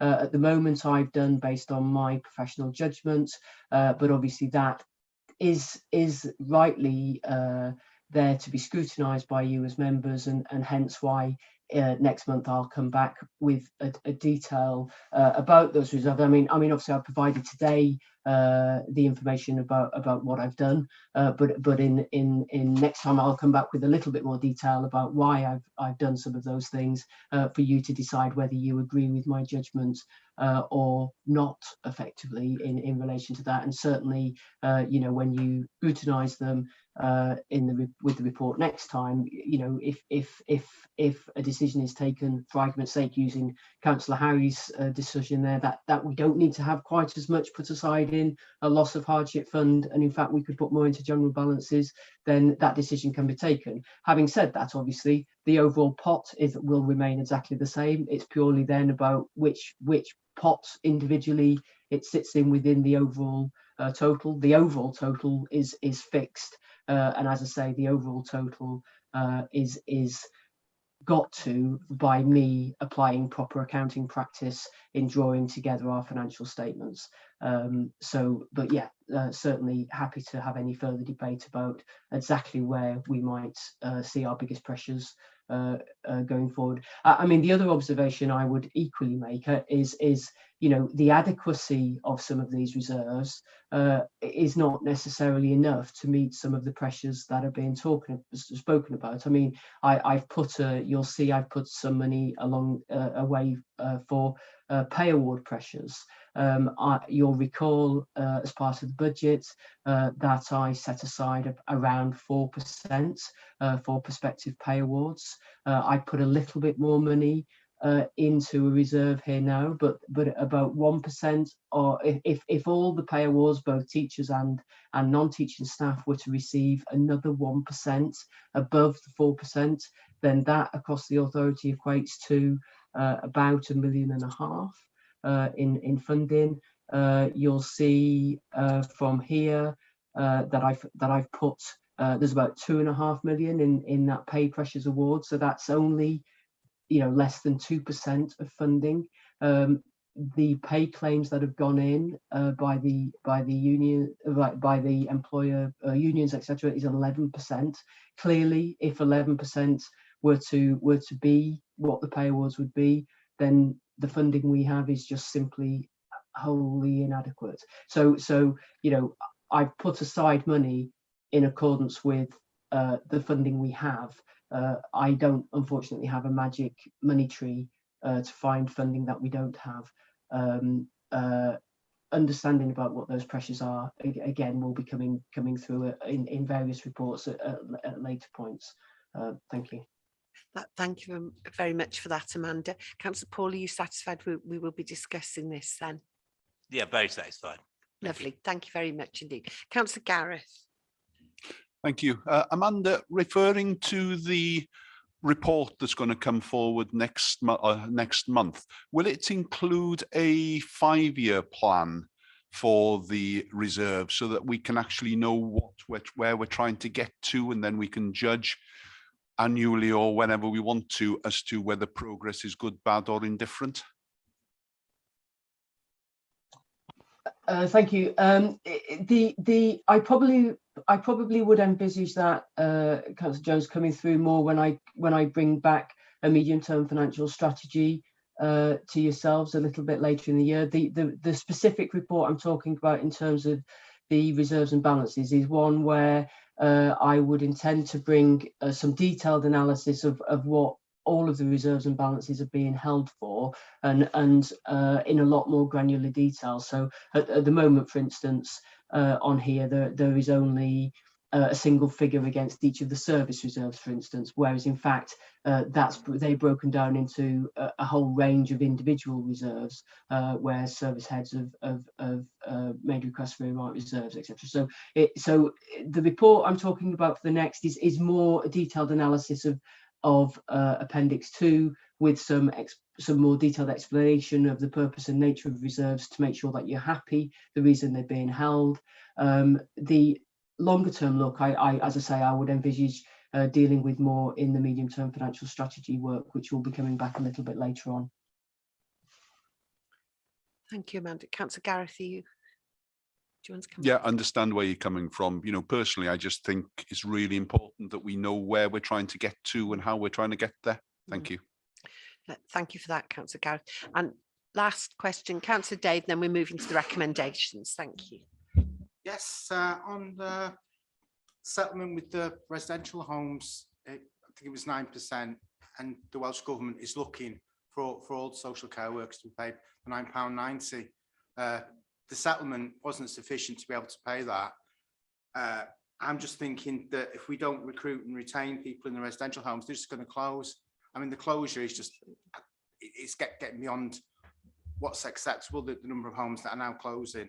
I wonder if the Welsh Government did provide that money, was it ring-fenced to pay the £9.90?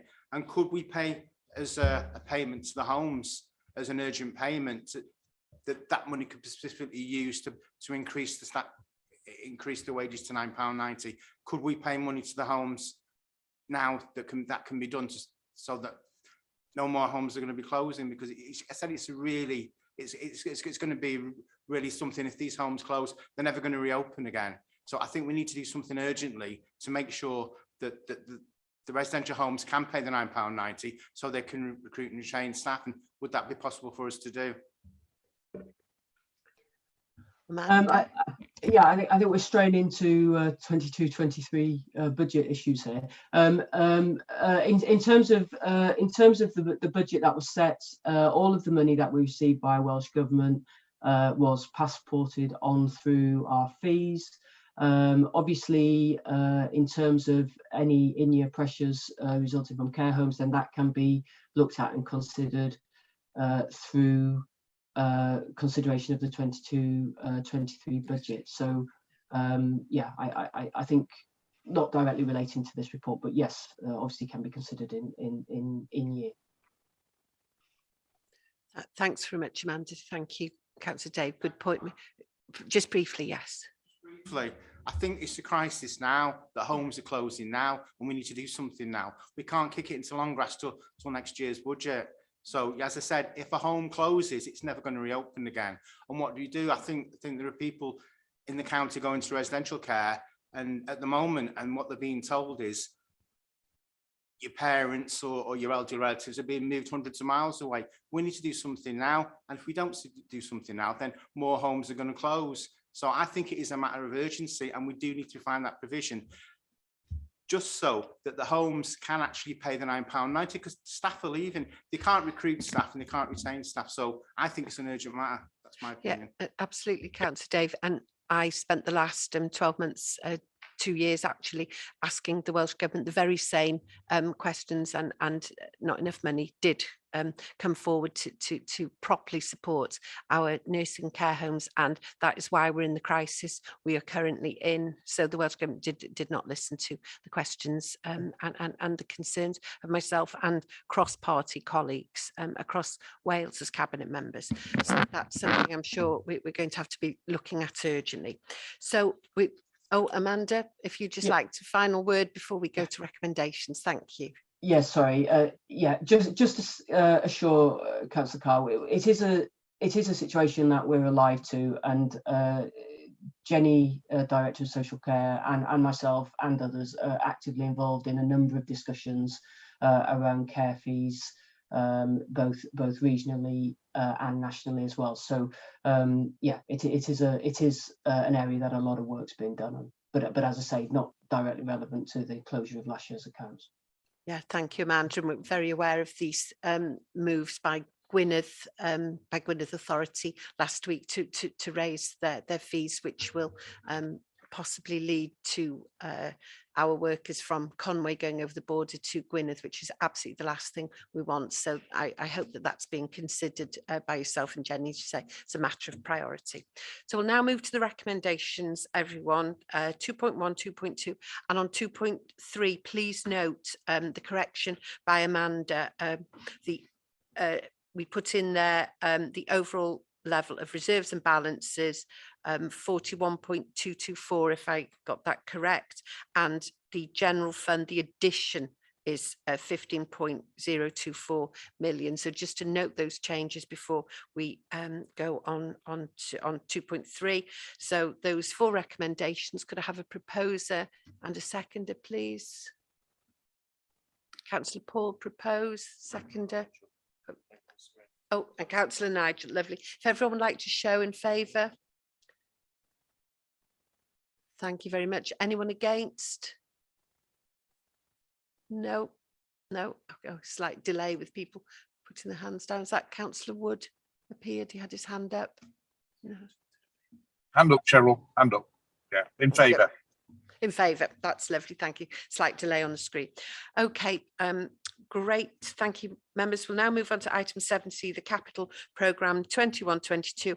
And I think Councillor Mike, as the cabinet member, just has a quick comment to make before this starts around a correction he needs to make with his comments. Thank you very much, Chair. Yeah, you'll see in the paragraph 5.1, I've put in 2 comments. The first set of comments is for a different report. I never put them in, but I've probably sent 2 lots of comments in one email to committees, and I apologise for that. Basically, I've just the second paragraph we're noting the information contained. So if that could be deleted, that'd be the first lovely, one. thank you, Councillor. Thank you very much, Over Chair. eager, see. Thank you. Lovely, thank you. So hand back to Amanda again. I'm sure, Amanda, everyone will have read this report. So to save your voice, you know they'll have read it. So if you just want to briefly outline anything of importance, thank you. Thank you, Councillor Shell. Actually, my colleague Sandra Forrest is going to present it, if that's okay. Thank you. Thank you. Good morning. Good morning, everybody. I'm Sandra Forrest, Head of Accountancy and Exchequer. So I'm presenting the Capital Programme Outturn report this morning. So I have a presentation, which I always find a little bit easier. So I could just share my screen.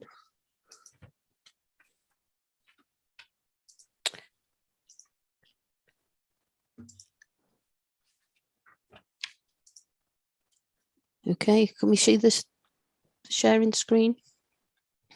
Yes, we can see that. Great, thank you.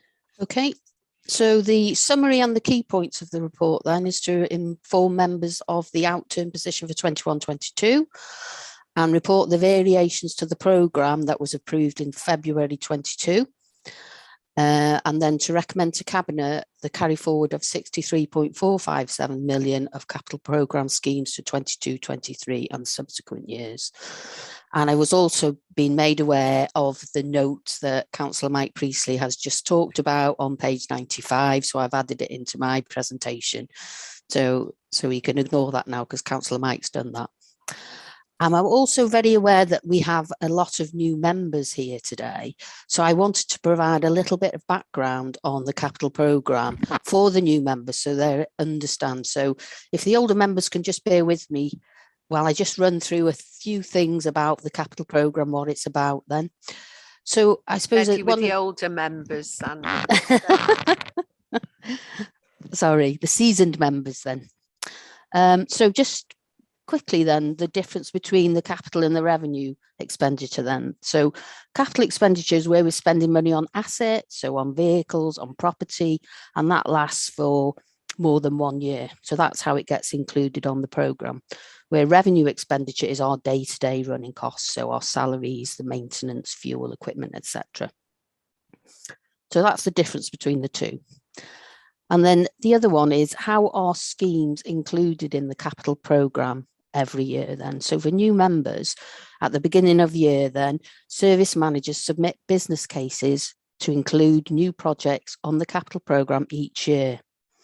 These business cases then are then put to a selection panel of members and officers, and then they will score each business case, taking into account strategic need, benefits, deliverability, financial implications. And then based on this, the outcome from the panels, then we put together a draft capital programme to be presented to FROSC and scrutiny and Cabinet and Council for approval at the beginning of the year. So that's how schemes get included on the capital programme. But then throughout the year, new schemes come up where there's usually funded providing for the scheme. So, for example, grant funded schemes are usually added into the programme during the year because funding has become available. So how do we fund the capital programme then? So, you know, your revenue budget is funded from in-year budgets. The capital programme then is there's different streams of funding. So the first one is annually the Welsh Government, as part of the settlement then, includes some money for our capital programme. So for 21-22, we received 3.43 million in a capital grant, so that's cash. And then we received 3.421 million, which is unhypothecated. So it's included in the settlement, and you can use that money to borrow for the capital programme. So it's kind of funding 6.851 million of the capital programme through Welsh Government money. We also received grants, so quite a few grants are received, and it's to promote specific schemes, so childcare provision, schools maintenance, the coastal risk management programme, flooding grants. So we do receive quite a few grants. We can also use capital receipts then. So when we sell an asset, we can only use the proceeds of the sale of that asset to fund other schemes.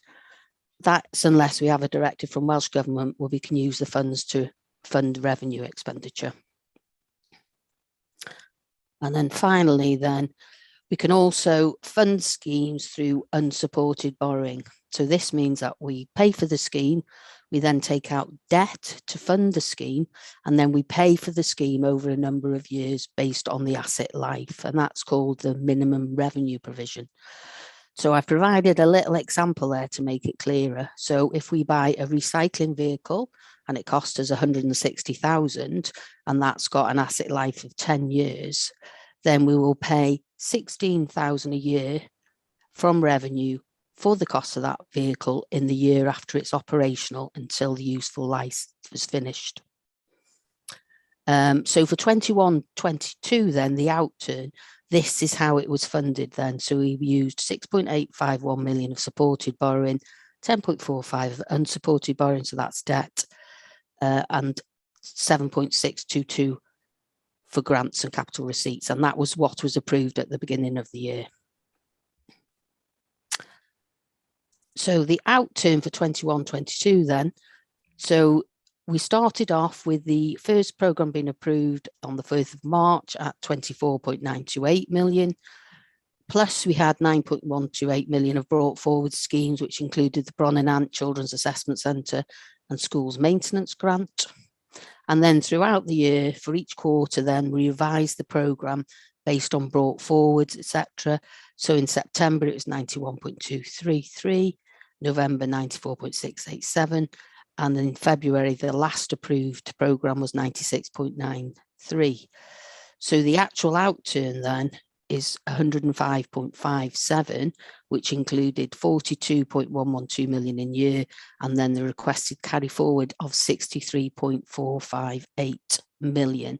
And then the actual funding, as you can see, based on the approved funding, we've had a lot more grants which have supported the programme. So we had 29 million in grants to pay for the 42.112 million of spending year.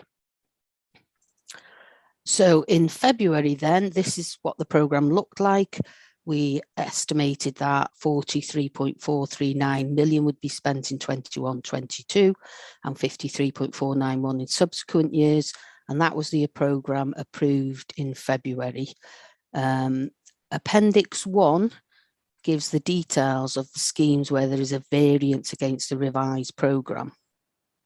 So the actual capital programme then, so the outturning year then, that is the variation from the 43.439 million that was approved back in February for completion in 21-22.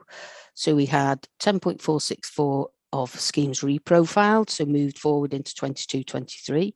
We had 497,000 of schemes brought back in from 22-23, and then we had new schemes since February of 10.282 million. And then we had some schemes removed because there were changes in funding,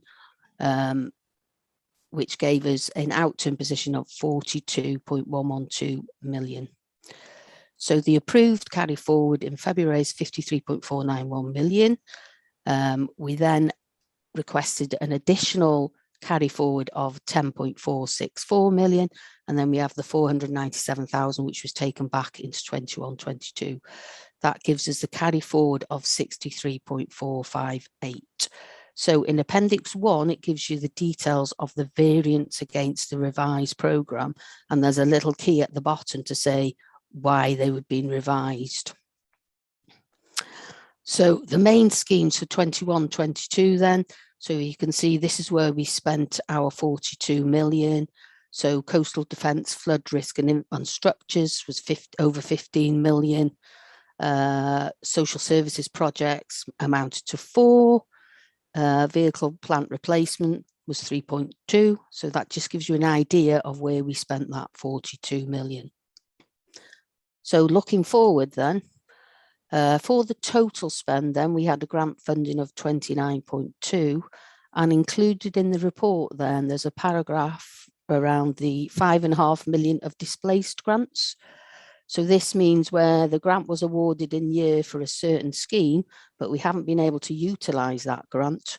So what we're allowed to do then is requesting permission from Welsh Government is we use that grant then to fund another scheme, and the funding for that scheme then is displaced into the following year. So this actually delays requirement to borrow for another year, so it does actually save us money. So for 22-23 and subsequent years then we'll have the brought forward of 63.485, and then the programme approved by council in March then was 32.561 million. So this will be brought to members for the Q1 monitoring report, so that'll be the starting position, and then there may be some adjustments at that report then. And then I think this is a comment that Amanda wants including is, given the rise in cost of construction, you know, maybe that the scope of some schemes will need to be revised and maybe prioritised to ensure the capital programme is within budget and is affordable. So Appendix 1 then gives you the variations, Appendix 2 gives you the spend per service in year, and then Appendix 3 gives you the details of all the schemes by service and the outturn position. And I believe there's officers from the main departments in attendance at the meeting in case you have any questions on specific schemes in Appendix 3. So, and those are the recommendations. Thank you, Chair. That's great. Thank you very much indeed for that detailed walkthrough, particularly for our new members. And I'm very glad that the officers have, as requested, come to attend today, just in case there are questions from members about any of these issues. Have we got any questions, please, members?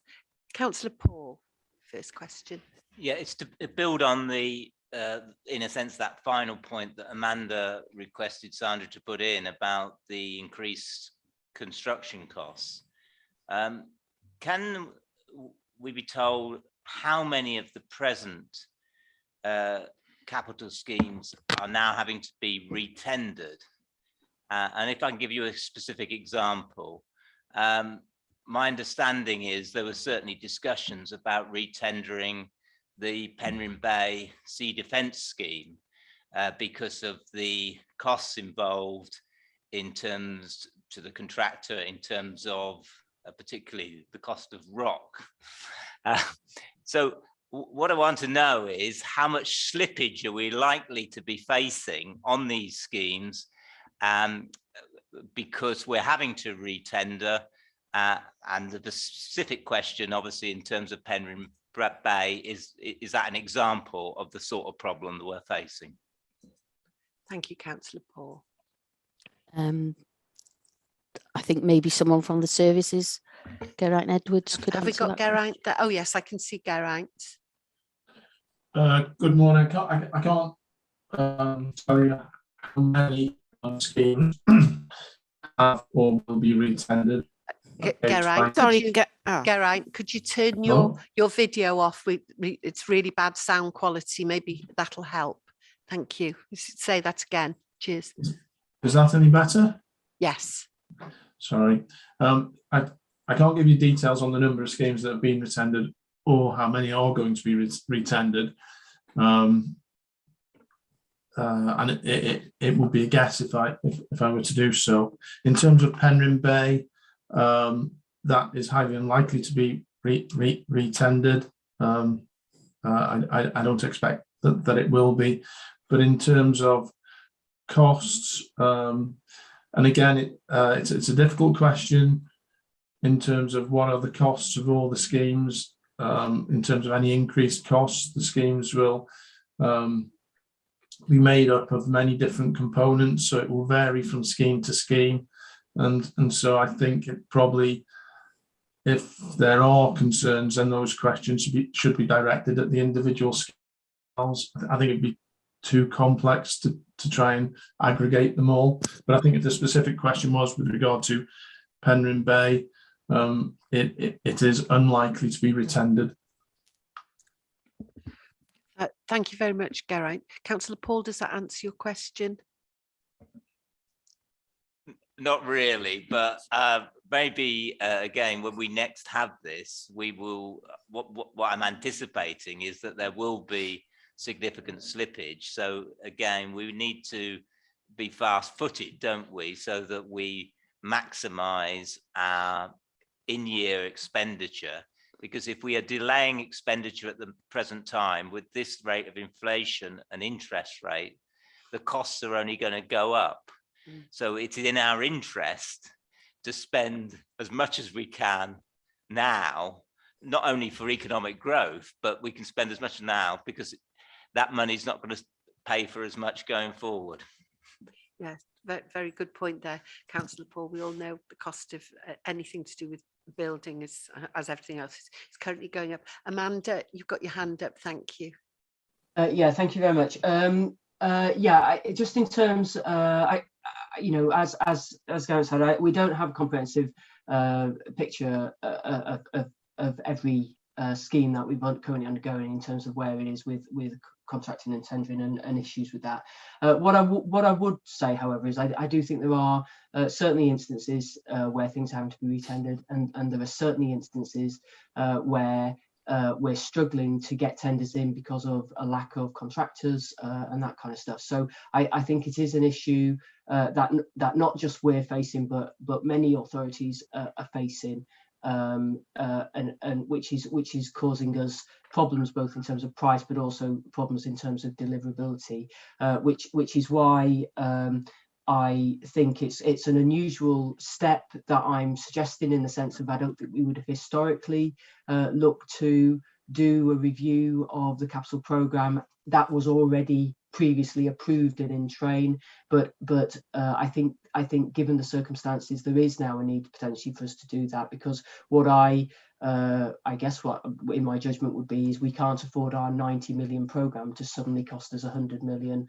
or even more, because that's clearly got affordability implications. So it is my intention over the coming period now to try and do a review which would take into some of the points that I think that Councillor Paul's picking up on, because actually if we have severe deliverability issues, then that potentially needs to be factored into our prioritisation of some of the spend. And whilst it would be great to be able to crack on with everything as quickly as possible in order to buy stuff while it's still not as expensive as it may yet still get to be, but ultimately there are capacity and practicality issues in doing that. So as I say, we will be undertaking this review to reassess where we are with the capital programme and try and get that more holistic picture on some of the points that Councillor Paul's raised. Thank you. Thank you for that, Amanda. It's good to see that you've obviously got a plan for this already in hand. So thank you very much. Well, I've got no other hands up that I can see either on screen or here.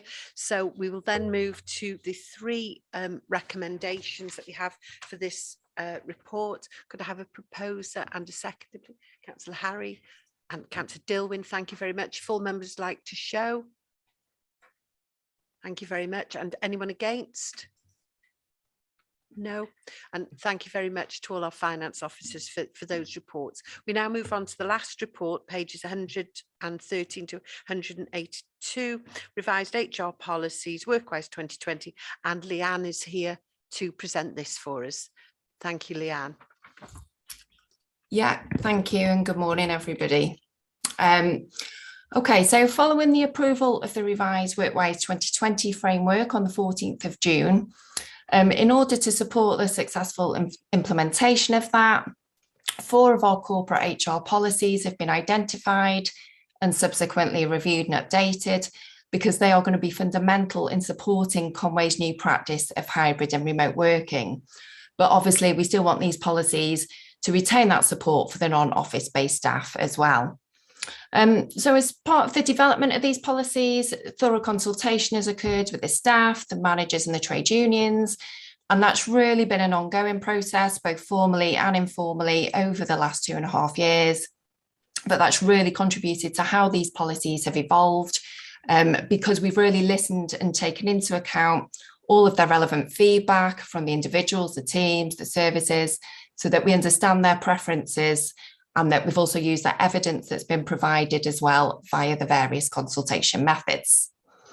One of the main points of the feedback is that there are definitely advantages working both from home and from the office for a proportion of your working time.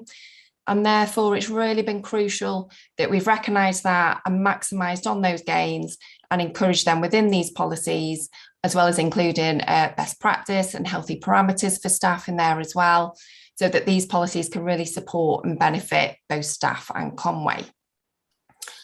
So I'm just going to go through the main change proposals of each of the policies with you, starting with the flexi-time policy. Obviously, back in March 2020, in response to the pandemic, when we were all sent home, the flexi-time bandwidths were removed, which meant that staff didn't have to stick working to the hours of 7 a.m. to the hours of 9 p.m. We removed those bandwidths, which meant that staff had more flexibility and opportunity of how they work their hours. So that's been really, really well received. So we're proposing that that continues. Obviously, service delivery is priority, but this proposal really support the Workwise 2020 framework in terms of the flexibility that we offer. The importance of team agreements is emphasised within the policy because this is going to be key in ensuring that individual and team expectations are clearly defined and understood. And you will see as well that team agreements are a key theme that are strongly encouraged throughout all of the policies because they will be key in really trying to underpin the success of hybrid working. Employee wellbeing, always important, obviously, but now that staff have got more autonomy in how they actually undertake their roles, we want to ensure that we've got those measures in place that are going to support their wellbeing. So this policy stresses that staff do have the right to switch off and disconnect, and just ensuring that they take their statutory leave as well. Moving on to the flexible working policy, excuse me. So the process for submitting a flexible working request remains the same. However, we are now proposing, excuse me, that staff are permitted to submit a flexible working request from the first day of employment, as opposed to waiting after 26 weeks continuous employment. This proposal is currently going through the courts and it looks likely that it will be accepted. So we're proposing that we include it now as part of best practice. As hybrid working is now going to be the default working practice for the majority of our office-based workers, obviously depending on job role, those jobs that currently are not suitable for hybrid working, but may become this way in the future, possibly with the developments of technology, etc., It just clarifies that in that situation, the employee would then need to have a discussion with their manager and head of service, and they would agree whether or not that post was suitable for hybrid working. In terms of career breaks and sabbaticals, as an employer, there is no legal responsibility for us to offer those, and we receive so few requests for them. We're suggesting that we deal with those on a case-by-case basis. Moving on to the permanent homeworking policy. So originally we were updating our homeworking policy. However, throughout the consultation process and with the development of this policy, it did become apparent that this should actually morph into just a permanent homeworking policy, because the basic principles of homeworking, whether that be hybrid, permanent homeworking or ad hoc, they are already covered within the hybrid working guidance document. So for simplicity and clarity, it was suggested that they were removed from this homeworking policy, incorporated into the hybrid working, so that we just have this permanent homeworking policy. We do have very few permanent home workers within the authority at the moment.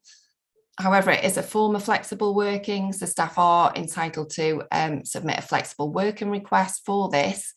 So this particular policy now has been adapted, so it just contains the information regarding the process of how they would apply for it, but really importantly, the considerations that must be taken into account by both the manager and the employee, before they actually request this form of working and before it's agreed. From the consultation feedback we've had since March 2020, it has become evident that Conway doesn't want to encourage a permanent home working culture, and that's for a variety of reasons, but especially now that we've also realised the benefits that we all get from working from the office as well. Moving on finally to the performance improvement policy. So this policy has really been updated to reflect the fact that hybrid working is now the norm for office-based staff. Performance is now going to be monitored via output rather than time that staff are actually seen sat at their desk within the workplace.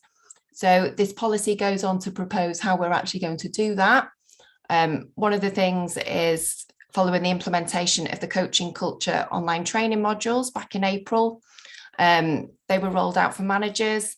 They're now being rolled out for staff as well, but they're really showing that we are trying to really fully equip our managers with the effective skills so that they can manage a hybrid workforce.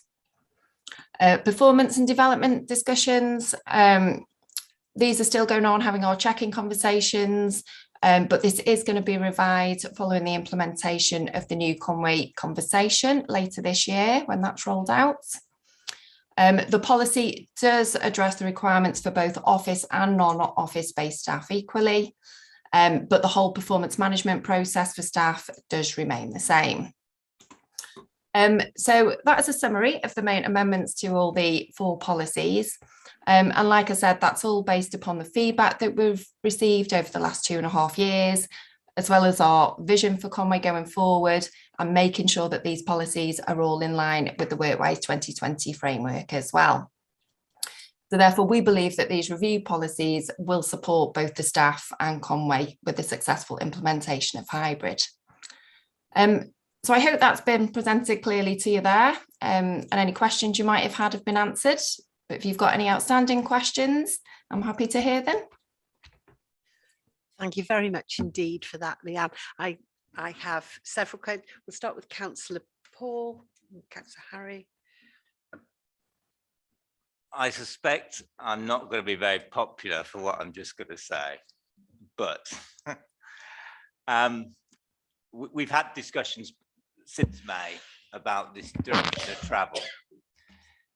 And I don't want to appear a Luddite, but I'm fully supportive of flexible working. In fact, 40 years ago, I was campaigning for it. And I remember setting up a mobile creche with 16 employees to facilitate parents in terms of enabling, maximizing flexible working. So the principle is not an issue for me. My issue is the image it provides to our citizens and residents, and particularly its impact on our most vulnerable residents. But the nature of our corporate work is that we are a relationships built organization, building relationships most importantly with our citizens and residents. So to that extent, and I know I'm going to be unpopular for saying this, but it comes across to me, we know best in 2022 where work's going.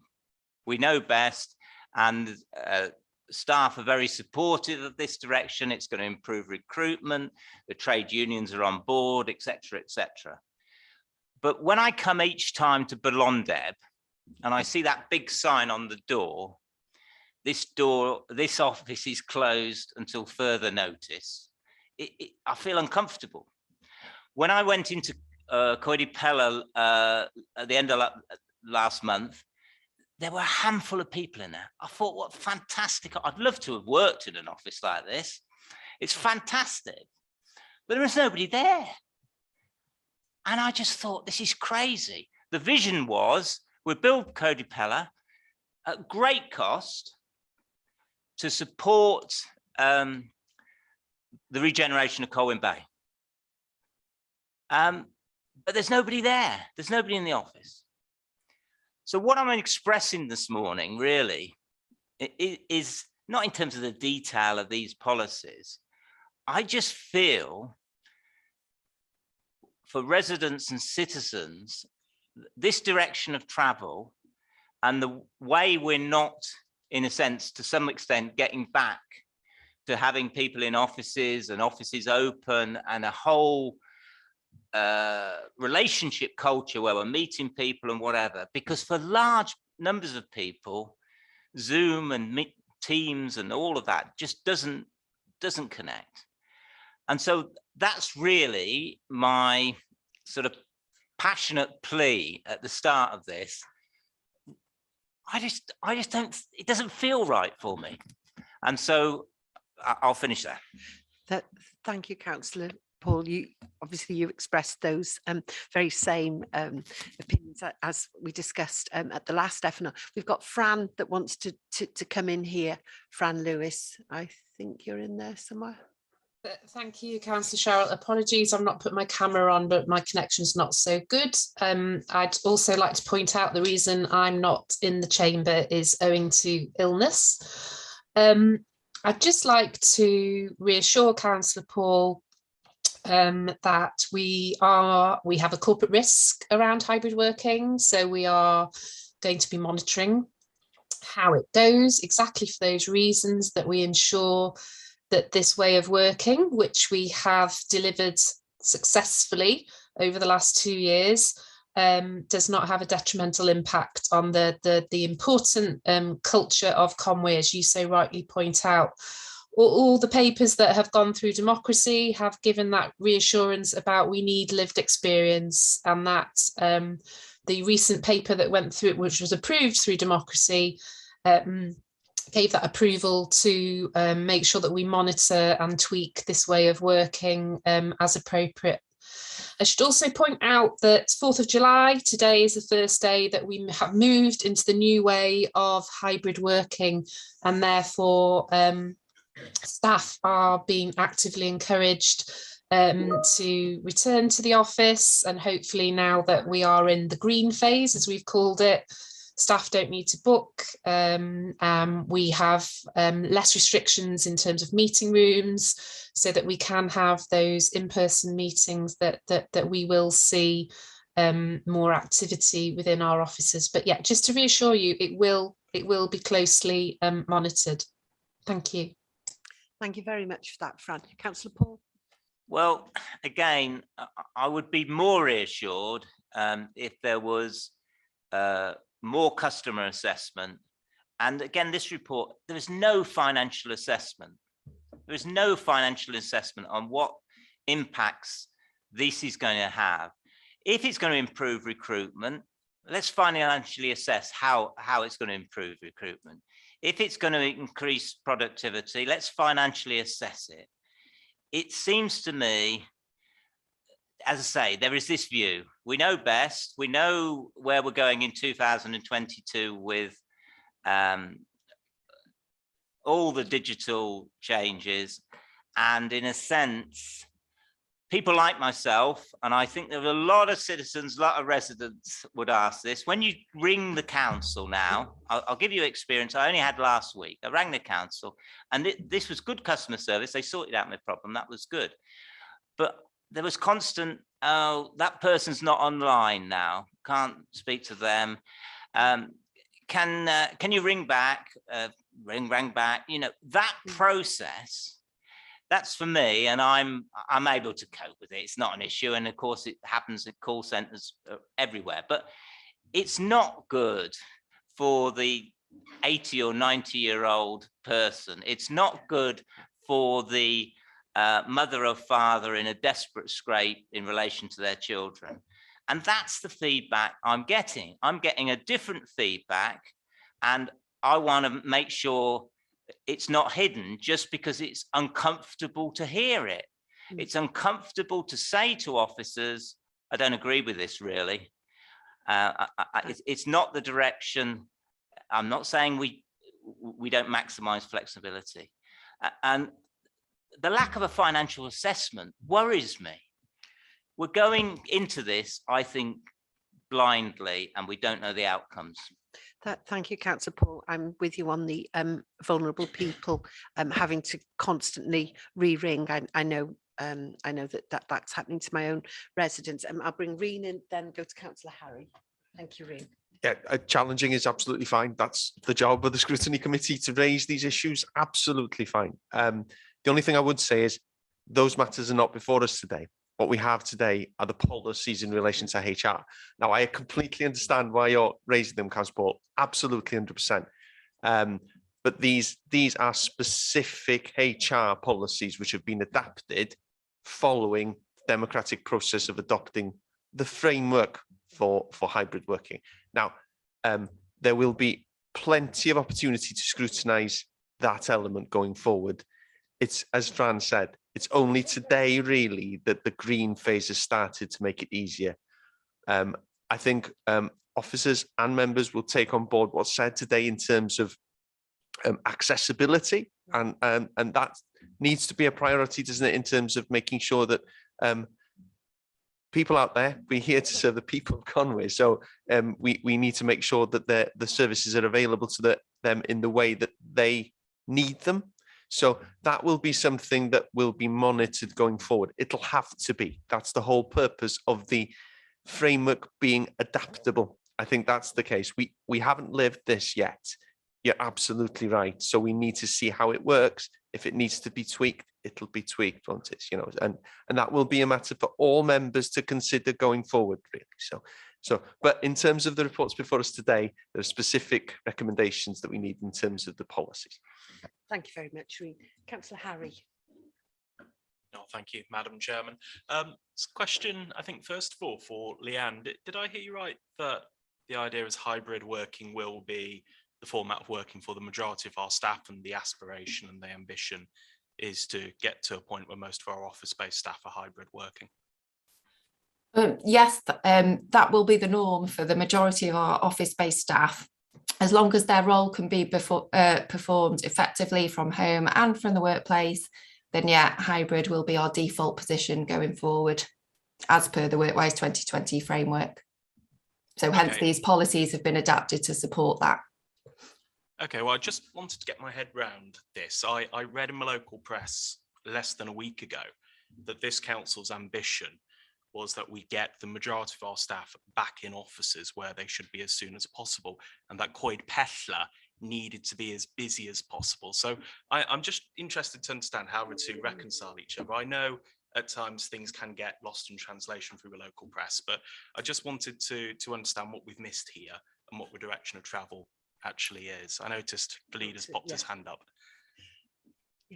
Councillor Charlie, would you like to come in there? Thank you. Yeah, thank you. So there's a couple of different things here. If people want to access face-to-face services, that has to be available. If people want to ring up and speak to people, that has to be available. but you can have face-to-face service with every single member being in the office at the same time. You can have people accessible on the phone, you can have people accessible in a number of ways. So we need to improve the service that we offer to our residents. But we're dealing with contrasting things here. We have a carbon crisis where we need to cut down our carbon footprint. So Welsh Government has a stated aim that 30% of the time people will work at home where possible. But we're balancing that target. We also know Pwyllgor was built with a view to regeneration of Colwyn Bay town centre. So we need to be that building as full as possible. So that those things are not mutually incompatible. We can have people working in a hybrid fashion, but they need to be working at a premium where it's best for them. If I have to write a report or read a report to be by myself in the house for 3 or 4 hours getting on with it, it's more effective than necessarily being in an office where you're bothered with stuff. And it's that balance. And in terms of what Councillor Paul says, the financial implications, we don't know yet because we're working this through. It is a flexible framework, but all the time, this council is always driven by service delivery. Every year we have our annual complaints and compliments, and we look at those. We have our service performance reviews. We constantly look to see, is this working? If it's not working, we have to change it. But in an ideal world, we'd all be driving electric vehicles to Cowpeth. It'd be busy, the town would be booming, but we're not in an ideal world. We have to work through these issues one by one. So they're not mutually incompatible, but our duty as elected members is to make sure this council provides the best service to our residents that it possibly can. And that's what this framework will provide us moving forward. Thank you. Thank you very much, Councillor Charlie. And I love your optimism about 2 or 3 hours at home being a peaceful place to write a report. Try being my home, I tell you, that doesn't work at all. Thank you very much for that exchange with Councillor Harry. I'd just like a question about a policy, please. Every year up until the pandemic, as the carers champion for Conway, I held a staff carers day, and I either met the staff within Pwyllgor or Porthaeris, or I went to see individual members of staff in their office settings to talk about those many staff members that are carers. And the one thing that came out of this, every conversation, was they wanted time that they could take their cared for, their loved ones, to medical appointments. And I think this would be the ideal time now to put something in there, something for our carers that we recognise, because we all know carers are massively on the increase. Carers' burden is massively on the increase. And I speak as one, hybrid working has been helpful to carers. But I think we've missed a trick here to get. I really think we should be recognising the need of our staff carers within this, and I wondered if there was anything that we could work on between now and this going to cabinet to see if we can recognise this. I know you have to go out to consultation with unions, etc., but I think it's absolutely vital that we recognise how many of our staff are really suffering with this. We talk about employee well-being, don't we? And that was the repeated thing I've had coming back to me from our staff, that they incredibly stressful for them. So I would really appreciate that being looked at as a separate line in the policy to cater for our staff carers. Thank you very much. Leanne? Yeah, that is actually included within the special leave policy in terms of carers leave. However, the other things that could also assist with that now, with this reviewed flexi-time policy, obviously now with the removal of the flexi-time bandwidths, we all get a bit more flexibility, with how we manage our working and our personal time as well. So hopefully that could be an option that could assist carers as well. So yeah, in terms of flexibility, that might help, but we will be reviewing our other HR policies as well, and the special leave one is on the list. So thank you, because yes, obviously, as I say, that comes through very much for the carers, but it's down to individual. I was always told it's down to the individual managers of the staff carers, and a lot of the time it doesn't happen. It really hasn't happened. So I would like something more concrete that protects those rights of the carers. If the loved one has a doctor's appointment, medical appointment, that they are able to attend, that we recognise that and they attend. But I'd be happy to speak to you outside of the meeting to go through this. So thank you. Okay, any more? Councillor Dave. Yeah, on the issue of confidentiality, more and more people working at home, hybrid working, what safeguards are in place for confidentiality? Because obviously a lot of the things that we're actually speaking about, or maybe on the laptops, are very confidential. So I'm just wondering what safeguards are in place with this policy. Thank you. I think Fran or Leanne. Yeah, so staff have to attend our GDPR data protection training, obviously periodically. Obviously, we've got things stipulated there within the policies as well. I have been in touch with Derek O'Connor as well to ask whether or not there have been any more reports of any more cases of confidentiality breaches since we've all been working from home since March 2020, and there hadn't been up until a couple of months ago. However, we did recognise that this is now obviously an increased risk with people not just working from their homes, but from other locations as well. That wouldn't be a council location. So yeah, we've also got confidentiality agreements bound within our contracts of employment. So it should be reiterated to staff. Like I said, team agreements as well are also being strongly encouraged throughout all of these policies and the whole rollout of WorkWise 2020. And within that, there is prompts as well with regards to confidentiality and best practices of how staff should be working as well. Thank you. Does that answer your question, Councillor Dave? I'm still a bit concerned that we could do more on this. As I said, people are working from home. They're dealing with people's lives and confidential information. I think we could move a bit further on it. They're my thoughts anyway. Yeah, yes, I do agree with that. That was one of the very first things as your representative on Common Denbighshire adoption panel. As soon as we moved into hybrid working, that was the #1 concern, that the people were in a completely closed room with all doors and windows closed, and there's absolutely no one else there. But as you say, how is that how can we enforce that? And we do leave ourselves open to a lot of risk, especially we have our social care workers, our regulatory workers, people that deal with really sensitive data, and that has been a big worry to myself. I'm sure we've all seen sometimes members during yellow pages discussions, it's clear that maybe someone has entered the room or gone. We've all seen it amongst our own ranks, so that is a concern. So thank you. Yes, please, Drew. Yeah, and it's clearly a live concern, isn't it? Confidentiality is really important. There are certain services where confidentiality is essential in terms of complying even with court orders. You need to be satisfied that those checks and balances are in place. The only thing I would say in terms of confidentiality, we're using less paper.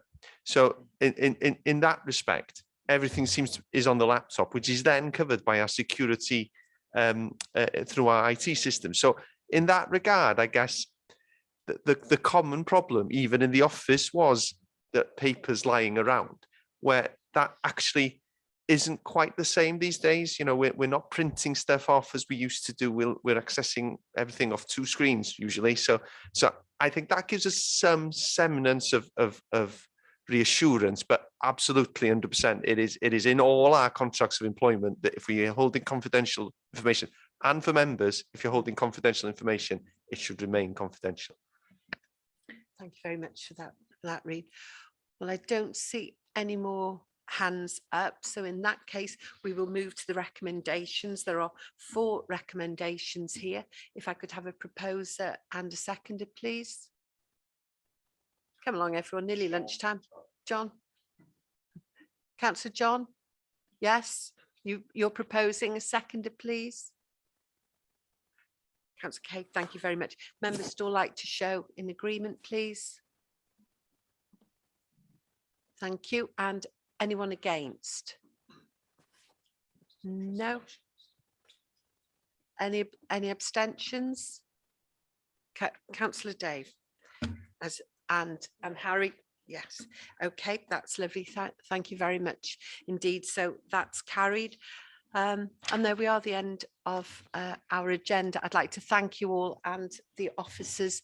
Indeed, another long meeting, but there were very valid points that we were discussing. So thank you very much, members. Thank you, Cheryl. Thank you, members.